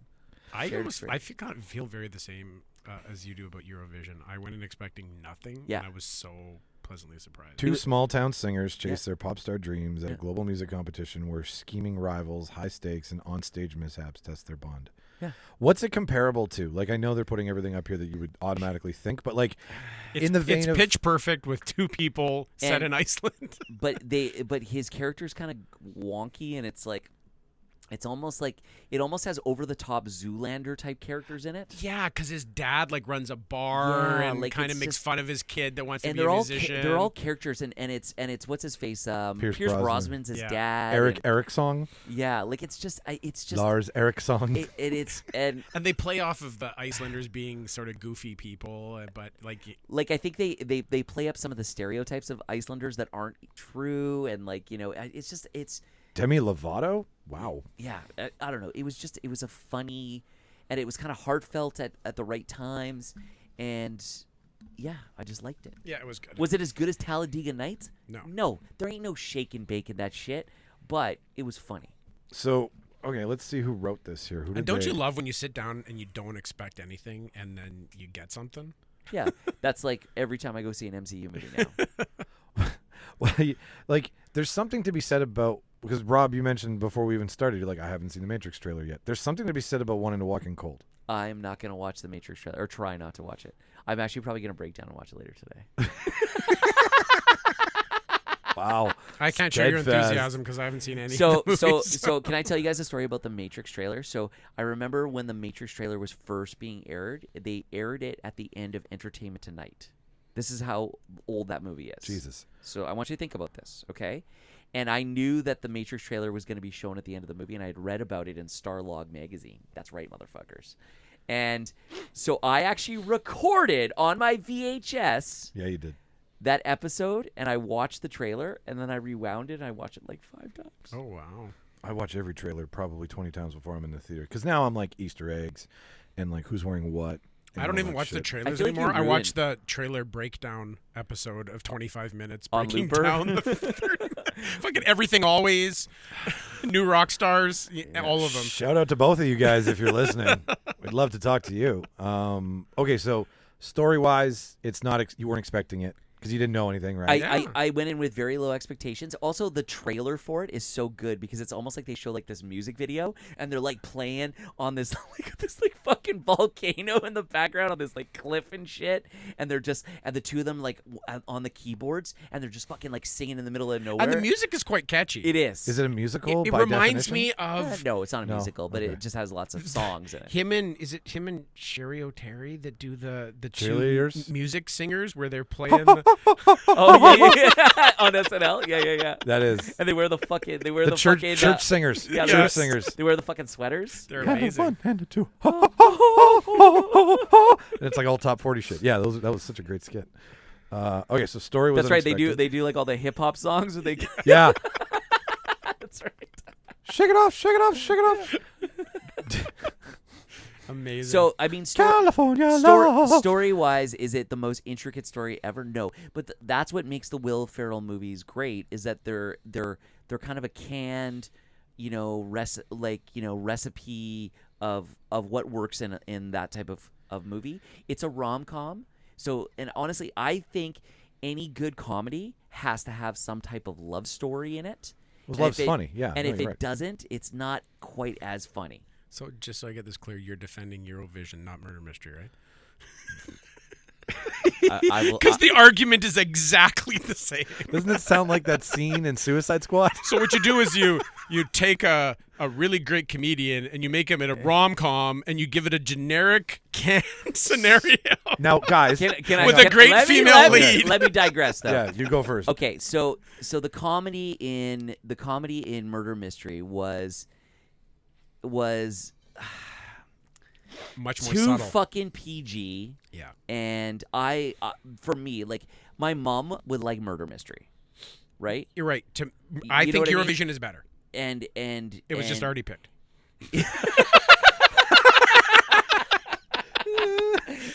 So I have to so- argue number 2 like I want it to be number 1 when I don't. I salute you. And for me personally, when it comes to comedies that I really love, I like raunchy. I like raunch mixed with. Correct, with the kiddish kind of Yeah. almost, and that's what that has, and that's why Hot Tub Time Machine is still my go-to movie when I'm hungover. Great White Buffalo. Great White Buffalo. Great White Buffalo.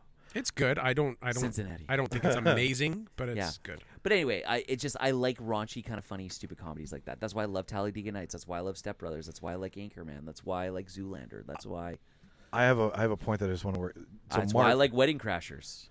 you're my boy. Mark, you just pointed out, and thank you for making me right because you'll see where I'm going with this, but you just pointed out that exactly what he broke down about how he views his movie is the same how you broke yours down, right? Very similar. Very similar. So maybe there's a AI that's producing the things that they're telling No, two no, separate no, movies no, to no, kind no. of trace the same outline. No. Not saying No. they're making an original story, but they're using the bones that they know work in all their shit. It's because they're told by a because machine. It's because there is there 7 or 8 stories in all movies. 12. 12 stories. That's what it is. Yeah, Sorry. yeah.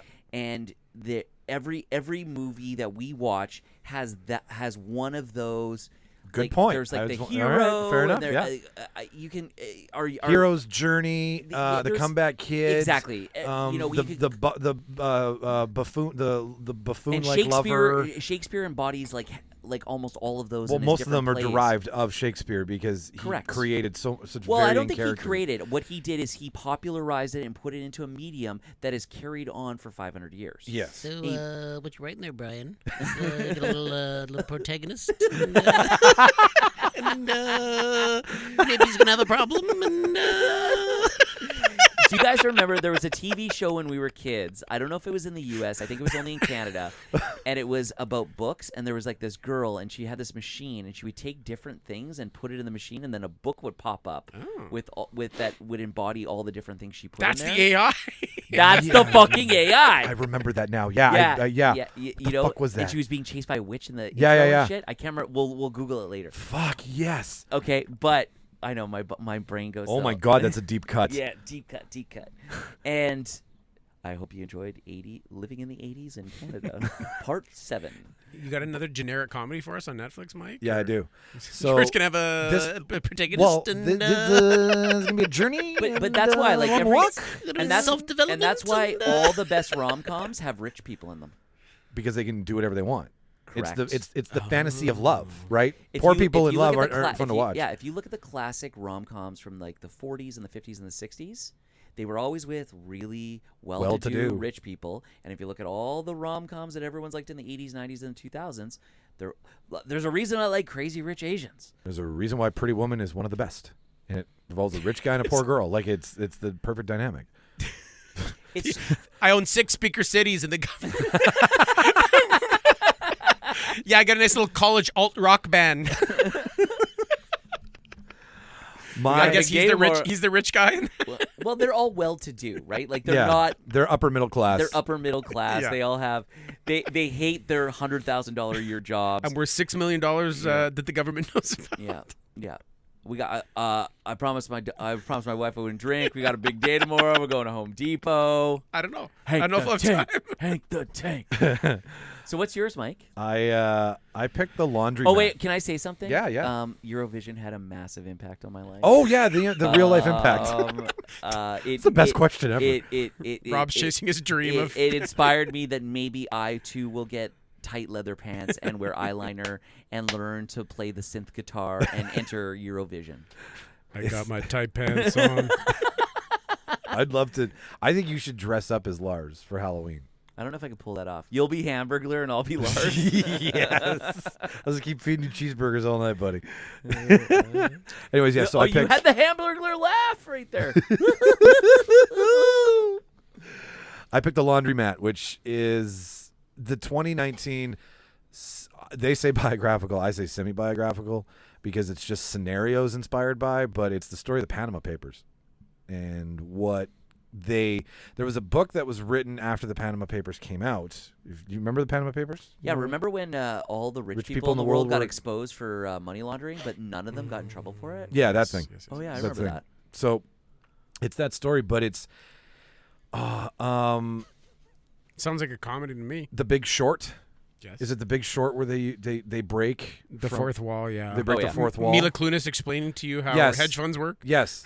So they do that with this, but it's Gary Oldman and Antonio Banderas as the two lawyers who were part of the fictional. I think it's Fonseca something. Yeah. Part of the fictional company in the movie. Well, the fictional law firm that takes Yes. the corporate law firm that takes care of all of this shit, All of the fake corporations that are used to just siphon all the shell count companies and the everything. Caymans and blah blah blah blah. So you have a story with I always forget her fucking name. You have a story with Meryl Streep and James Cromwell where That'll do, pig. That'll do, pig. That'll do.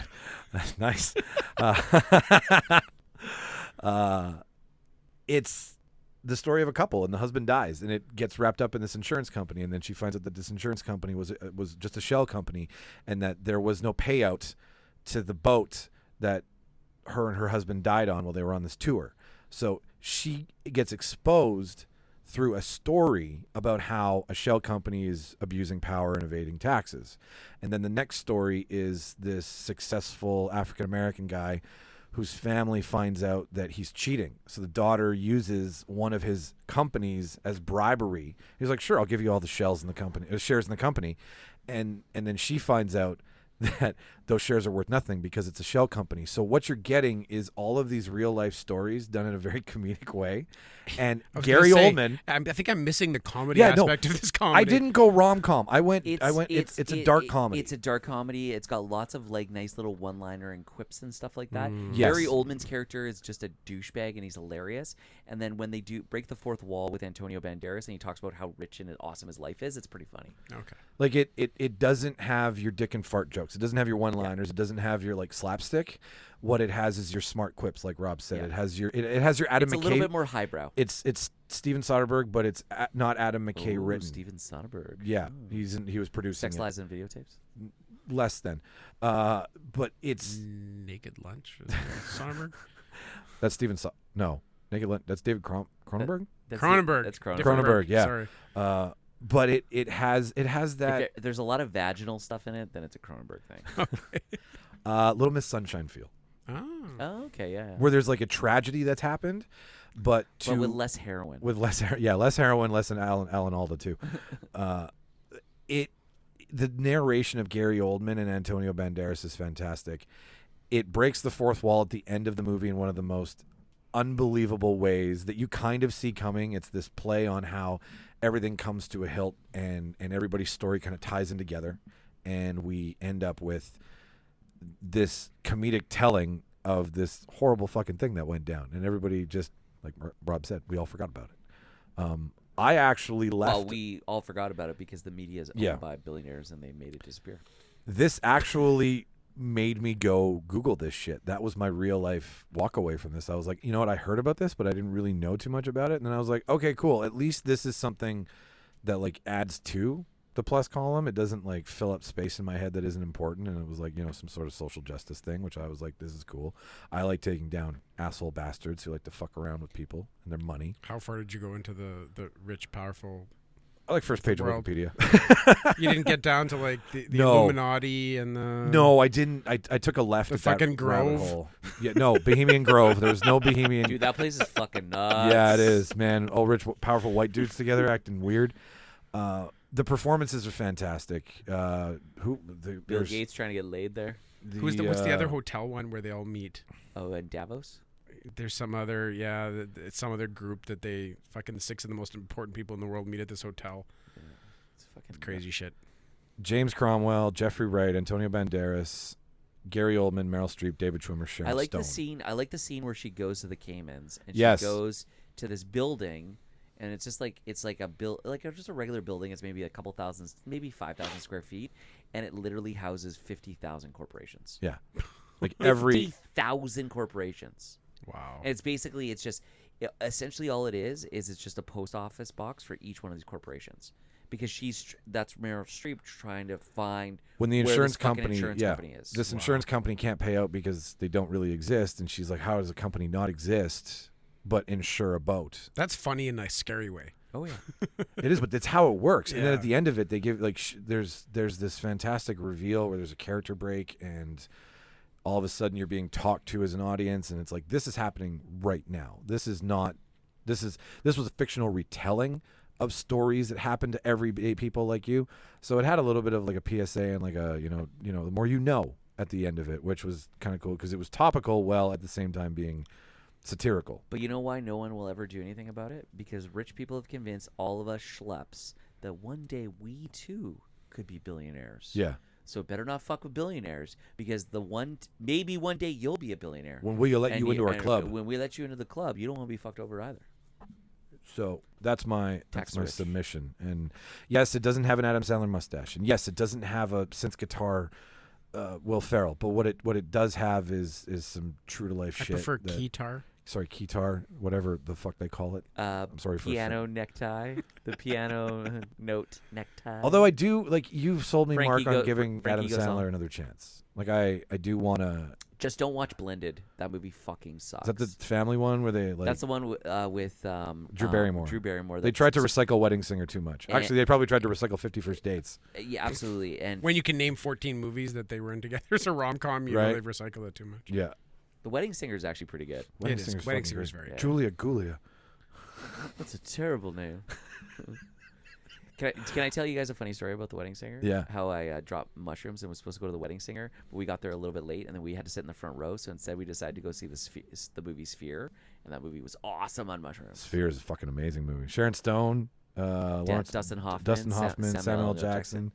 Yeah. That's a Michael Crichton novel. It is. That sounds like. Why is there all these like bizarre movie watch? Mike just had a bizarre trying to attend a movie where he bought tickets to a movie that didn't exist. Oh yeah. In an alternate reality. Yeah. It was on like a different day or something. Oh, Yeah. no, the people were there in your seat. Yeah, that we talked about that last I time. stepped into a glitch in the Matrix. Yeah, that's fucked up. I bought a movie in that timeline. It's fucking amazing. I just didn't know where to get I off. was supposed to be in the other multiverse. All right, so we can keep time here. Those are our comedy submissions, ladies and gentlemen. I'm gonna suggest that we don't even go past the comedies and we just round this off because we've already spent a good chunk of time. And I think we can expand more on this and talk about some other things rather than getting into the action I movies. agree. Yeah. I think we should do a separate one on action movies. We'll do a separate one on docs. Sure. And we can do a separate one on comedy series, TV series, and on maybe on a drama. Yeah, I was just gonna Yeah, say because we're talking about lots of the like. That's how big. These that's are the how big three we Netflix is. picked, but is there any other is there any honorable mentions that you guys? Well, Oh, there- you want to stand? well, Yeah, the, no. well, I the honorable mention that I said. I love was- that we all kind of met here because I was like, I What's the name of that movie I again? don't want to Always ruin Be My this Baby? and move. So Yeah, because you got to switch gears too much. I think off the comedy thing. I'm fine with that. Yeah. All right. I'm Well, trying to- you I'm want my trying to- honorable mention? do Yeah, you? get Okay. an honorable mention to some other comedy I gotta flicks that are bring. there. I gotta bring the list back up here. So Netflix produced. Because I know there's lots of, lots of shows they put out. I just feel as though that the comedy genre is maybe underserved on some of the Netflix productions. I couldn't agree with you more. I like to always be didn't your spell right on my Google always be search. my maybe because it was the first rom-com that I'd seen in 10 years where I've rewatched it. Oh. Did it really give you? Because that's It hit all the perfect rom-com touch points, and that's why I liked it so much. And Randall Park is fucking funny. He's very underrated. I really loved him in WandaVision. Like he and I really loved him in The Interview. what other comedy? He plays Kim Jong-il. Oh, he does. So Yeah, he good. does. They're like riding the tank and Yes. shit. Oh man, He's really good, actually. he's super funny. He needs his own series. What about A Futile and Stupid Gesture? That's my other pick. I've And never not watched seen it, that. but Okay. now that I know that exists, I kind of want to see it. So it is. Let me bring it up so that I kind of have an idea. But it is the birth of Lampoon. Oh, Oh. cool. It's the birth of Mad. It's Oh. it's those writing minds. and it's Will Forte in it. Yep. It's very fun. It's over the top because it's like it's the National Lampoon humor, which is college humor, right? It's all of the dick and fart jokes wrapped into a keg, and they showcase how drugs and alcohol fueled so much comedy back then, and how it spawned like Bill Murray. Like they fictionalize. They don't fictionalize. They actually have people who are playing Chevy Chase and people who are playing Bill Murray in the movie because these guys That's are coming cool. through at that time. They're doing their SNL stuff. They're writing with Lampoon. Like they're all kind of in the same vacuum. Off the top of your head, how many National Lampoon branded movies have we seen? So we can brainstorm here. Okay. Like Animal House. Animal House? Animal House. Nerds. Nerd. Revenge, was Revenge it? of the Nerds, was it? I don't think it was National Lampoon. Was it? Ryan. What's Ryan Reynolds one? The Vacation. Van- Or Van Wilder. National Lampoon's Christmas Oh, Vacation. Vacation, Christmas Vacation, European Vacation. So those are all. I'm just trying to think if there's any others that I don't. So check this out. So Will Forte plays Douglas Kenny, who was the guy who founded National Lampoon. the Rise and Fall of National. So it's directed by David Wayne and written by Michael Colton and John. The film stars Will Forte as comedy writer Douglas Kenny during the rise and fall of National Lampoon. The film had its world premiere at the 2018 Sundance and premiered on Netflix on January 26, 2018, which means they bought it at, which means they get to produce it, I guess, essentially, because they say they produced it, which I don't get how that works, but whatever. Domhnall Gleeson's in it. He was in Star Wars. He's been in some. He was also in. What's that? He was in Ex Machina. Domhnall Gleeson. He was the young coder, the ginger who goes to see Oscar Isaac. Oh, okay. That's Domhnall Gleeson. So Henry Beard and Douglas Kinney are the primary Oh, the characters. guy from Harry Potter. Yes. So Bill Murray's in this. P.J. O'Rourke, John Belushi, Harold Ramis. Who else has played in this? Chevy Chase has played in this. Gilda Radner's played in this. Ed Sullivan has played in this. Lorne Michaels has played in this. Ivan Reitman has played in this. John Landis, Harry Crane, like all of the big writers to come out of the 70s and the 80s with SNL and Lampoon are all portrayed in this movie, and it's their showcase, but it's a fucking laugh riot. Like, it's smart. It's enjoyable. I went down a huge rabbit hole like you do, Mark, after watching it and being like, okay, like, how did all these guys get their start? How did they work with each other? It's sad because it's two guys who are like the conflict is the two guys eventually not getting along and breaking paths and doing their own thing. But I highly recommend it. Will Forte's fucking awesome. Last Man on Earth. Why was that so shit funny. got fucking canceled just hurt so much. The first season of that just I killed myself. It's the joke of meeting a woman, the last woman on Earth, and then meeting a woman you're attracted to after having married said woman because she won't have sex with you. It's pretty That funny. premise was so fucking genius. I loved because this is the thing you always imagined. At least I did. It's like if everybody disappeared from the world, what would I do? Like, what kind of What would you stupid do shit first? would I do? Right? Yeah. And he did those kind of things. Oh, he did. He bought the T-Rex, Yeah, like just stupid shit. drove a tank to Exactly, get groceries. Right? Like, all the things I would do. yeah, no, all the things you can get away with. They should have a filter. Is that the one where he drove the airplane? Yes, he drove the. He Where he drove the drove jet. He the drove the stealth. jet to The the stealth the bomber. stealth, the fucking B-52 bomber. It's exactly To what the he grocery drove store. to the grocery store. And lived in the White House. No, I just. It's funny because after talking about this, like, there is a running theme with Netflix comedies. I just don't. I don't know how to pinpoint it because the algorithm's always jumping around. I blame that fucking algorithm. That's what the point of this was that They like, don't do really crazy comedies. No, they. Whoa, easy. They don't step out because they want don't the. do a very bad things kind of stuff. I want something very macabre and dark like that. What is that on? What would that be? What's their like most? Seems more like a Prime. What's series. their most dark comedy?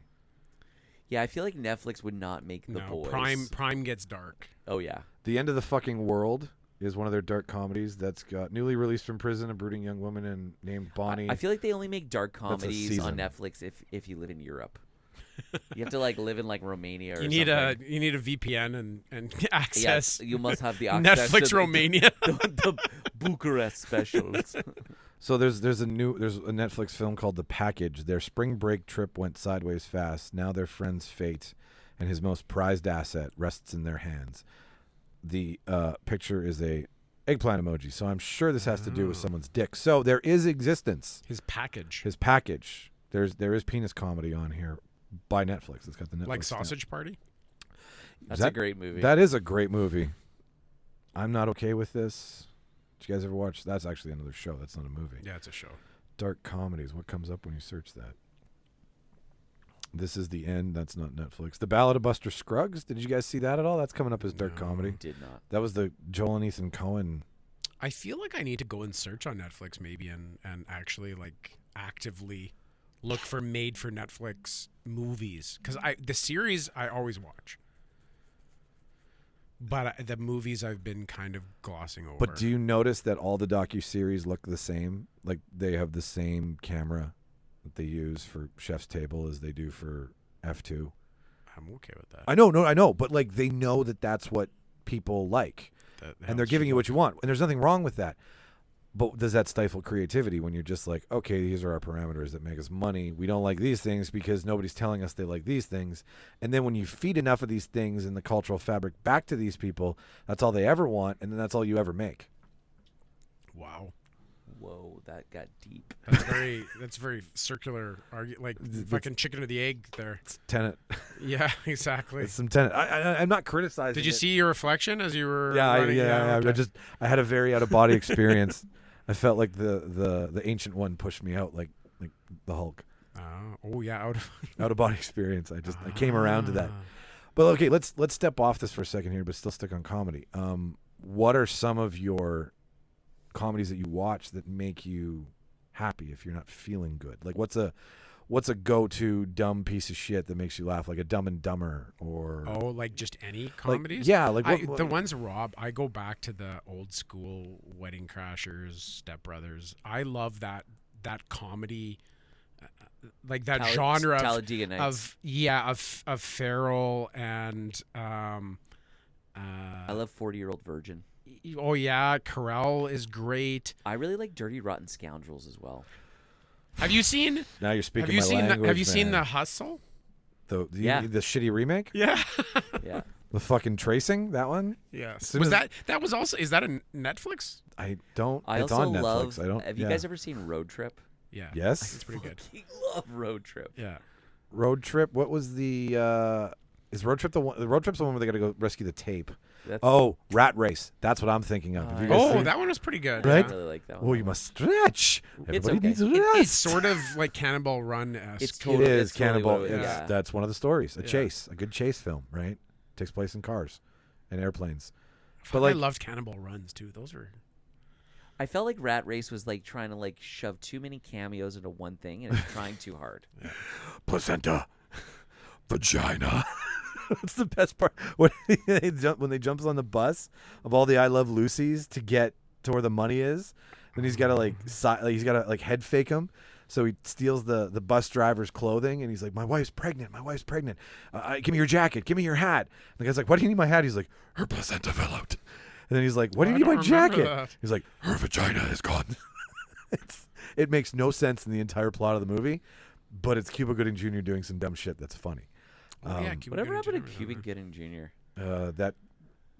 That movie he did that was incredibly offensive, where they go on the gay cruise and they use like him and Horatio Sanz What was that with Olivia called? Munn. They went on that gay. Boat.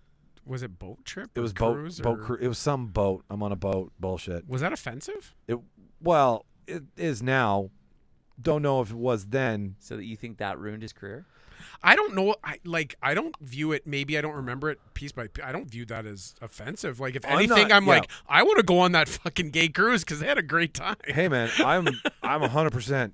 I don't. I'm like, subscribe to that I shit went on either. an old person cruise and it sucked. I want to sign up for the fucking gay cruise that has a good time.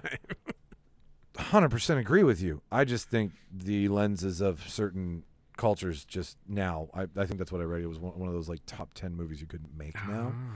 But So everyone's too woke to watch it? yeah, Like what I've taken from it, because I don't remember every scene or anything, but what I took from it was a good experience. so did I.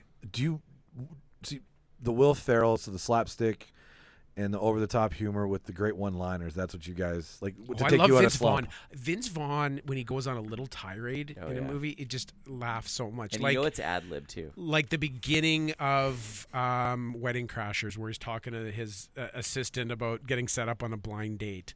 Like the old school scene where he's going on about the Speaker Cities and the alt rock band, or where he's like, "Oh, I got a good sand guy. We're gonna film get earmuffs.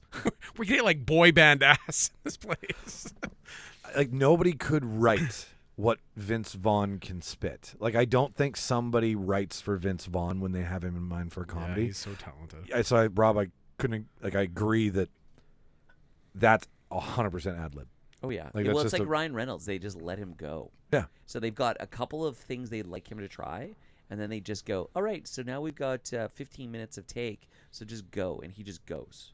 And it's the best. Or what they do is they actually give him the script, and they say, I've heard that there's parts where they go, and Ryan will punch this up, and they get him to like brainstorm and throw some other things in at it. So they Like believe he's it. like he's a clever guy. He's like so apparently in real life he's very. The Smartless podcast with him on is just Yeah. a fucking delight. Before, imagine. like, I know it's cliche a little bit, but before Reynolds did any action or anything else, I thought he was one of the funniest people I'd ever seen on a sitcom. He's a gem. in Two Guys, a Girl, and a Pizza Oh, dude, Place. that's a good. Before I knew anything about him being popular, I watched that show and I'm like, this guy's a fucking star. He's so funny. He's And then he actually made it. I'm like, holy fuck. Just Friends is easily one of my favorite Oh, Christmas time / comedies. dude, the end part where when he's he singing, I swear. and he's got the fat suit on. Holy Or fuck, even like, I almost the pissed my pants. engagement, him with Sandra Bullock. Sandra Bullock, I That's loved. good. That yeah, like he just he's lovable and handsome and charming and confident and He's a good self-aware. person. And he's I a heard, good. did you see Free Guy? Yes. How was it? So good. Oh, I'm looking forward to seeing. Want to talk about a feel-good comedy? I'll go back and see it again. That's how much I enjoyed it. I've been looking it's- forward to it for so long because Okay. it got postponed. We'll go see it. I'll go see it with you. When I first saw it, I'm like, oh my god, the whole idea behind it was just so amazing. Like the whole non-playable characters in video games, and I want to watch you enjoy it because it goes meta with the NPC and how they were so intricate with how gamers talk to each other, how the gamer culture works, Twitch, streaming, username, algorithm, bad coding, all of the things that happen in a game, console or computer, PC, sorry guys, happen in the movie and are part of the plot and are Really? enjoyable. Oh, that's cool. So Nice. like, is there like scenes where like accuse guys of hacking because they're doing too? okay, I'll give you a breakdown here. So the whole backstory is those who have sunglasses are the cool people, and the Okay. sunglasses show you all of the things to play the game.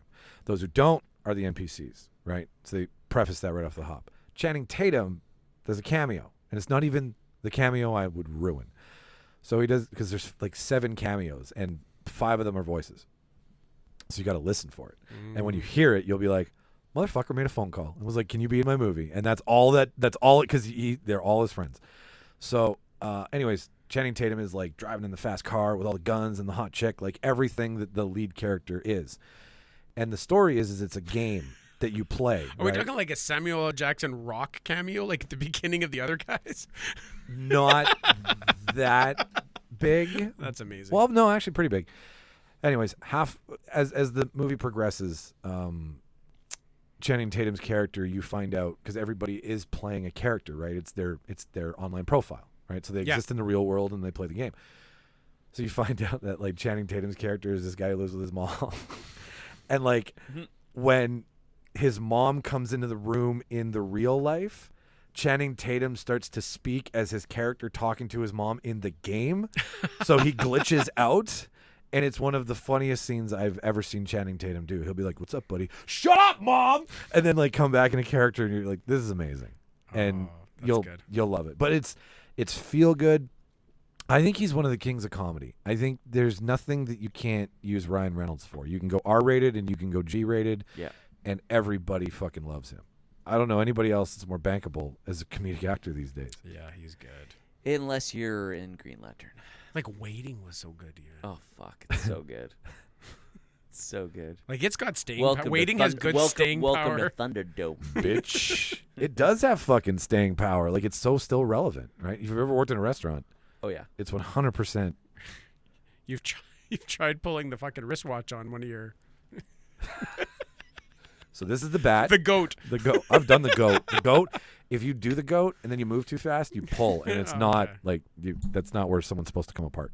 But I watch for comedies. I like dark comedies. I like Risk Cutter's love story. If I'm feeling sad, Very bad things. Very bad things is like I love a catastrophic comedy where it's I like Swingers. Swingers. That was a good movie. It's such a good movie. You're so money. Yeah. So fucking money, you don't even know it. That was Vince. That was the first time Vince Vaughn kind of did something more comedic as opposed to, or was that Vince Vaughn's first movie? That's I think him like, and Favreau. That was they their first made that movie. That was their movie. first movie, right? Yeah. They went to 'Cause after Vegas. that, he did Jurassic Park, Lost World, and he did The Cell. Yeah. And then he went like hardcore into the comedy, right? Yeah, comedy's been his bread and butter for the last 20 for sure. But Oh, I mean, he was also great in True Detective season 2 again. Like, Yeah. bring that up again. He played a great villain, right? Well, he was and such he's a- fucking tall. Like he's He 6'6". He was He's the menacing. he was the only good part of Starsky and Hutch. Yeah. But yeah, no, I like a catastrophic comedy to make me feel that my life is not as bad as this bullshit. Like Very Bad Things makes me feel way better that I'm not murdering a prostitute in a Vegas hotel room and there's coke everywhere. But it also makes it tangible that I could probably get away with that. Oh, I forgot Very Bad Things. Yeah, Right? That was pretty good. And then how it like just spirals out of control because Christian Slater's like, we got to kill everybody because that's the right thing to The do. old coat hook on the wall. Right? How many times has that happened to you? 6. Who was your before we end this here? Who was your favorite comedian growing up? Because you said Dirty Rotten Scoundrels, Rob. Like you. I really like. Why am I brain farting? Because we're at the end. I'm also brain farting. Rupert. Who's fucking in that with Michael Caine? Why? Steve Martin. Steve Martin. Thank you. Steve Martin. I always thought that movie was really funny. I like The Jerk. I think it's funny. Steve Martin made some great. I love Rich. did. I really liked Eddie Murphy when I was a kid. I remember seeing Trading Places when I was a kid and just being like, this movie's amazing. How about some Three Amigos with Yeah. Steve Martin and Martin Short? Right, Chevy Chase. Yeah. Steve Martin. Short. Yeah, these Hey are. you, hey you guys. Look Trading- up here. I really the only reason I like Spider-Man or Superman 3 is because Richard Pryor's in it. That's true. You know That that was one good. scene where he's trying to put the 2 key cards in, and he's like pushing the guy's arm. Pryor's and shit. So hilarious. good. Hear no evil, see no evil. Oh, That was- dude, that's. I remember the first time we started watching that, and my mom grabs the remote of my dad's hand and goes, "There's so much swearing in this," and my dad goes, "Oh, we'll watch this later," and then my dad goes, Watch this together. Don't worry. Another comedy that I like is Kindergarten Cop, and I got a funny story about this. Who's your daddy and what does he do? Right, and this is the only reason I like it because there's a story behind it. So I'd gotten grounded when I was in grade 6, and I wasn't allowed for a month. I wasn't allowed to watch any of the movies that the family rented. But I really liked Arnold Schwarzenegger. I Oh, wanted that's to see this punishment, movie. man. So check this out. I woke up at 3 in the fucking morning and went downstairs. You criminal. And I put it into the VCR, and I pulled like the ottoman right in front of the TV, and I had the TV really quiet, and I watched that movie like a foot away from the television at like 3 in the fucking morning, and I watched it. That's a fucking anecdote. I like that. That would solidify it as one of your all-time. Yeah, easily. Even though it's not that good of a movie, it has like a thing about it. But like that is a nostalgic memory. I bet you when you watch that now, you think about that. You think about that ottoment. Yeah. That's I It's remember. not the Tumba. It's not the Tuma. I was maybe growing up when I was really young. Steve Martin might have been like one of the real funny guys in movies that I saw a lot. I think that was like a family friendly, right? Like Steve Martin never But really Steve Martin did. can do both. He can. The Man Oh, Without yeah. a Brain, was that one? The man who did. Or the- how about Little Shop of Horrors? He plays like the Yeah. crazy Yeah. dentist who's like Steve gassing Martin was himself. very good. And then even in was it Parent? Parent? Parent of the- Parent Trap. Father of the Bride? Father of the yeah. Father of the Bride. Susie Q. Yeah. Susie Q. Why are there 12 hot dogs and 6 hot dog buns? He's a funny guy. He did lots of observational comedy, and he can play the straight guy. And He can also play the leading man too. yeah, no, I think Steve Martin was probably one of the more influential comedic actors Roxanne, growing up. right? Like oh no, you're totally right, Mark. And I heard a quote by him once. He was like, "To make fun of yourself is comedy. To make fun of somebody else is mean." And I think that's why he's so approachable as a comedian. Like when you watch, he did a new thing with Martin Short. They did a Broadway performance that's on Netflix, which you can watch, and it's just the two of them riffing and like singing and doing old. He plays banjo, they plays piano, but it's just so like they just know how to have fucking fun. I even like some Billy Crystal stuff. but, Really? yeah. Like City Slickers. City Slickers. Norman. Throw Mama from the Train. Throw Mama from the Train. That's a good one. What was DeVito was funny too. DeVito was fantastic. What was the one he does when Harry Met Sally? Yeah. That's like, a fucking classic rom-com. He had his day for sure. Is there really a difference between a rom-com and a comedy with a love story? Like, No.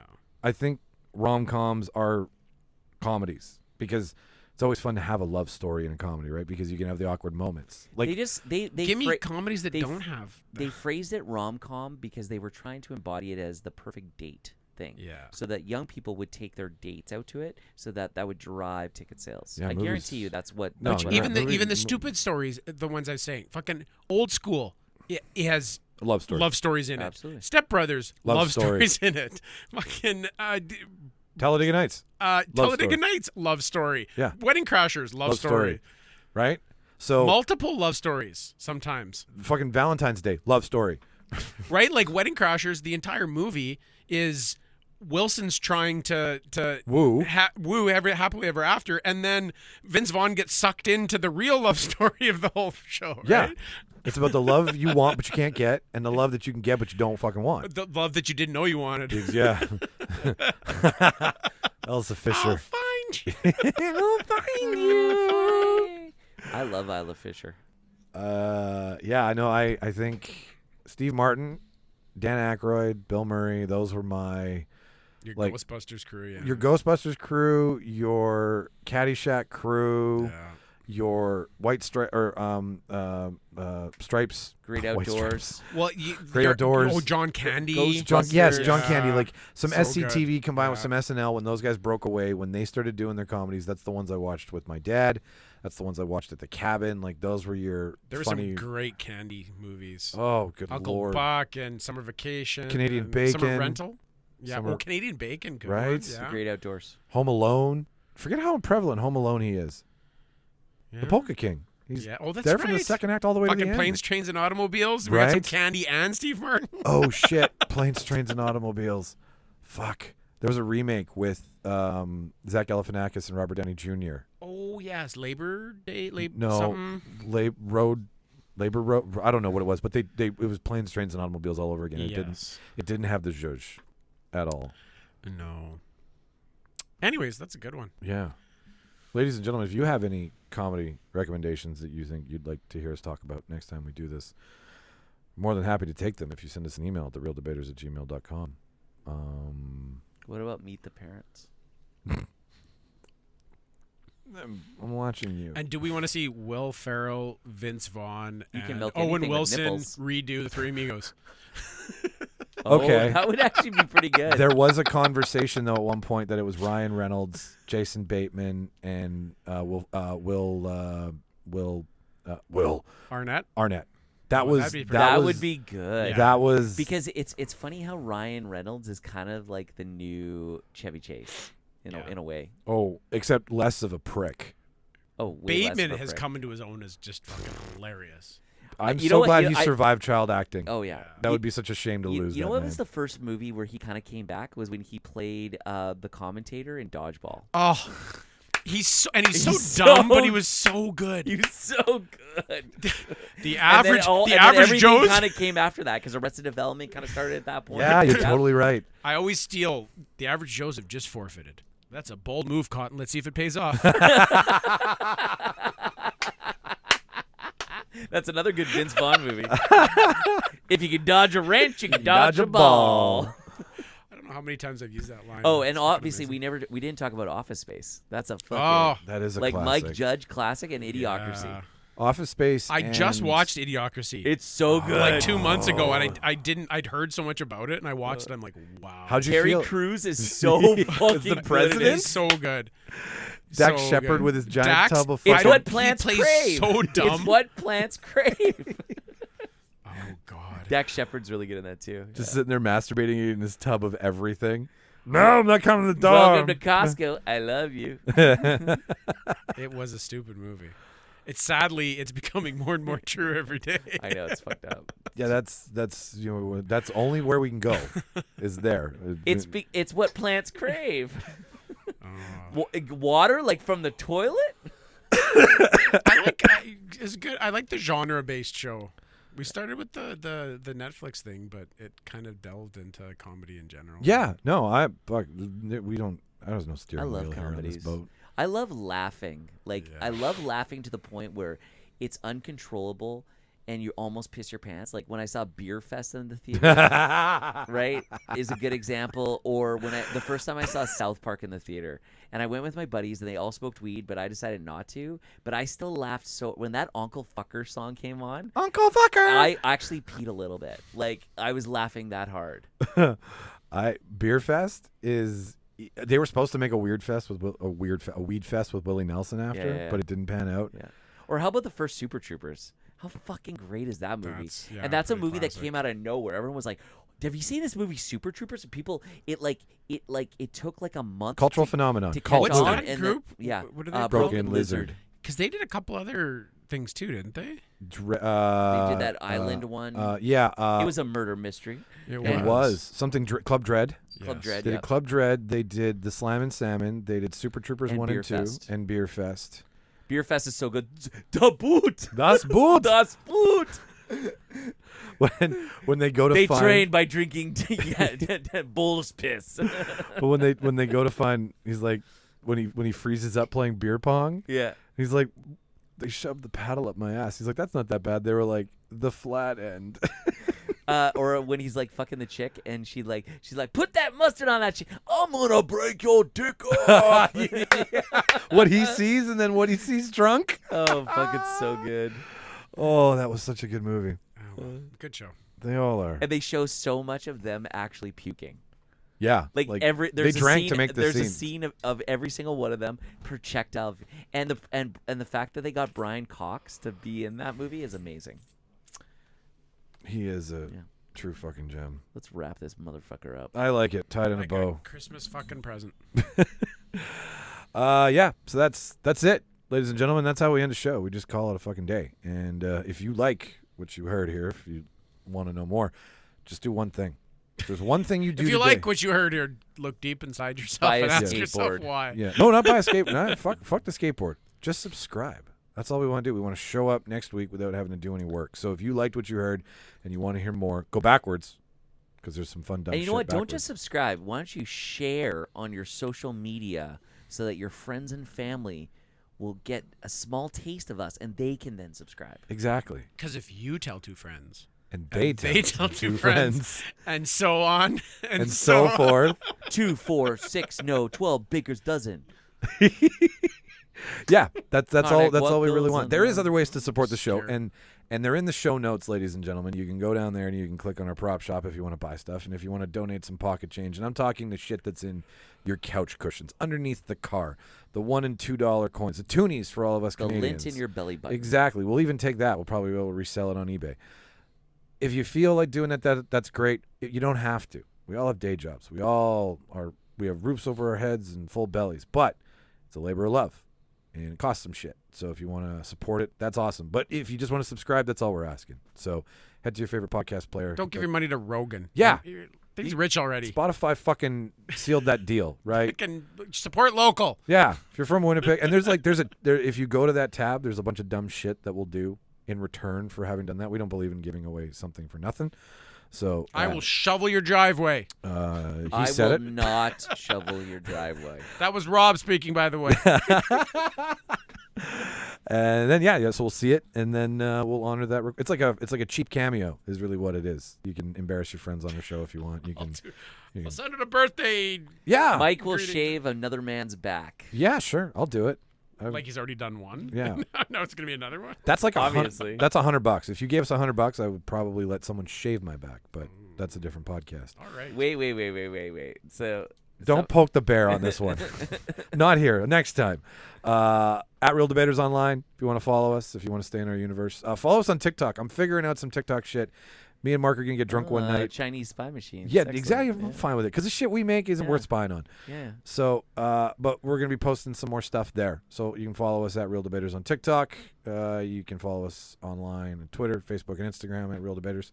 Or the Real Debaters podcast. RealDebaters@gmail.com is how you contact us if you want to reach out to Mark, Ian, Charles, Rob, me, Martin, Jimmy. I'm sure I'm forgetting someone. That's the way to do so. I will pass it on. And the realdebaters.ca is the easiest way to subscribe. I have been Michael Petrow. I'm Rob Strachan. Marco.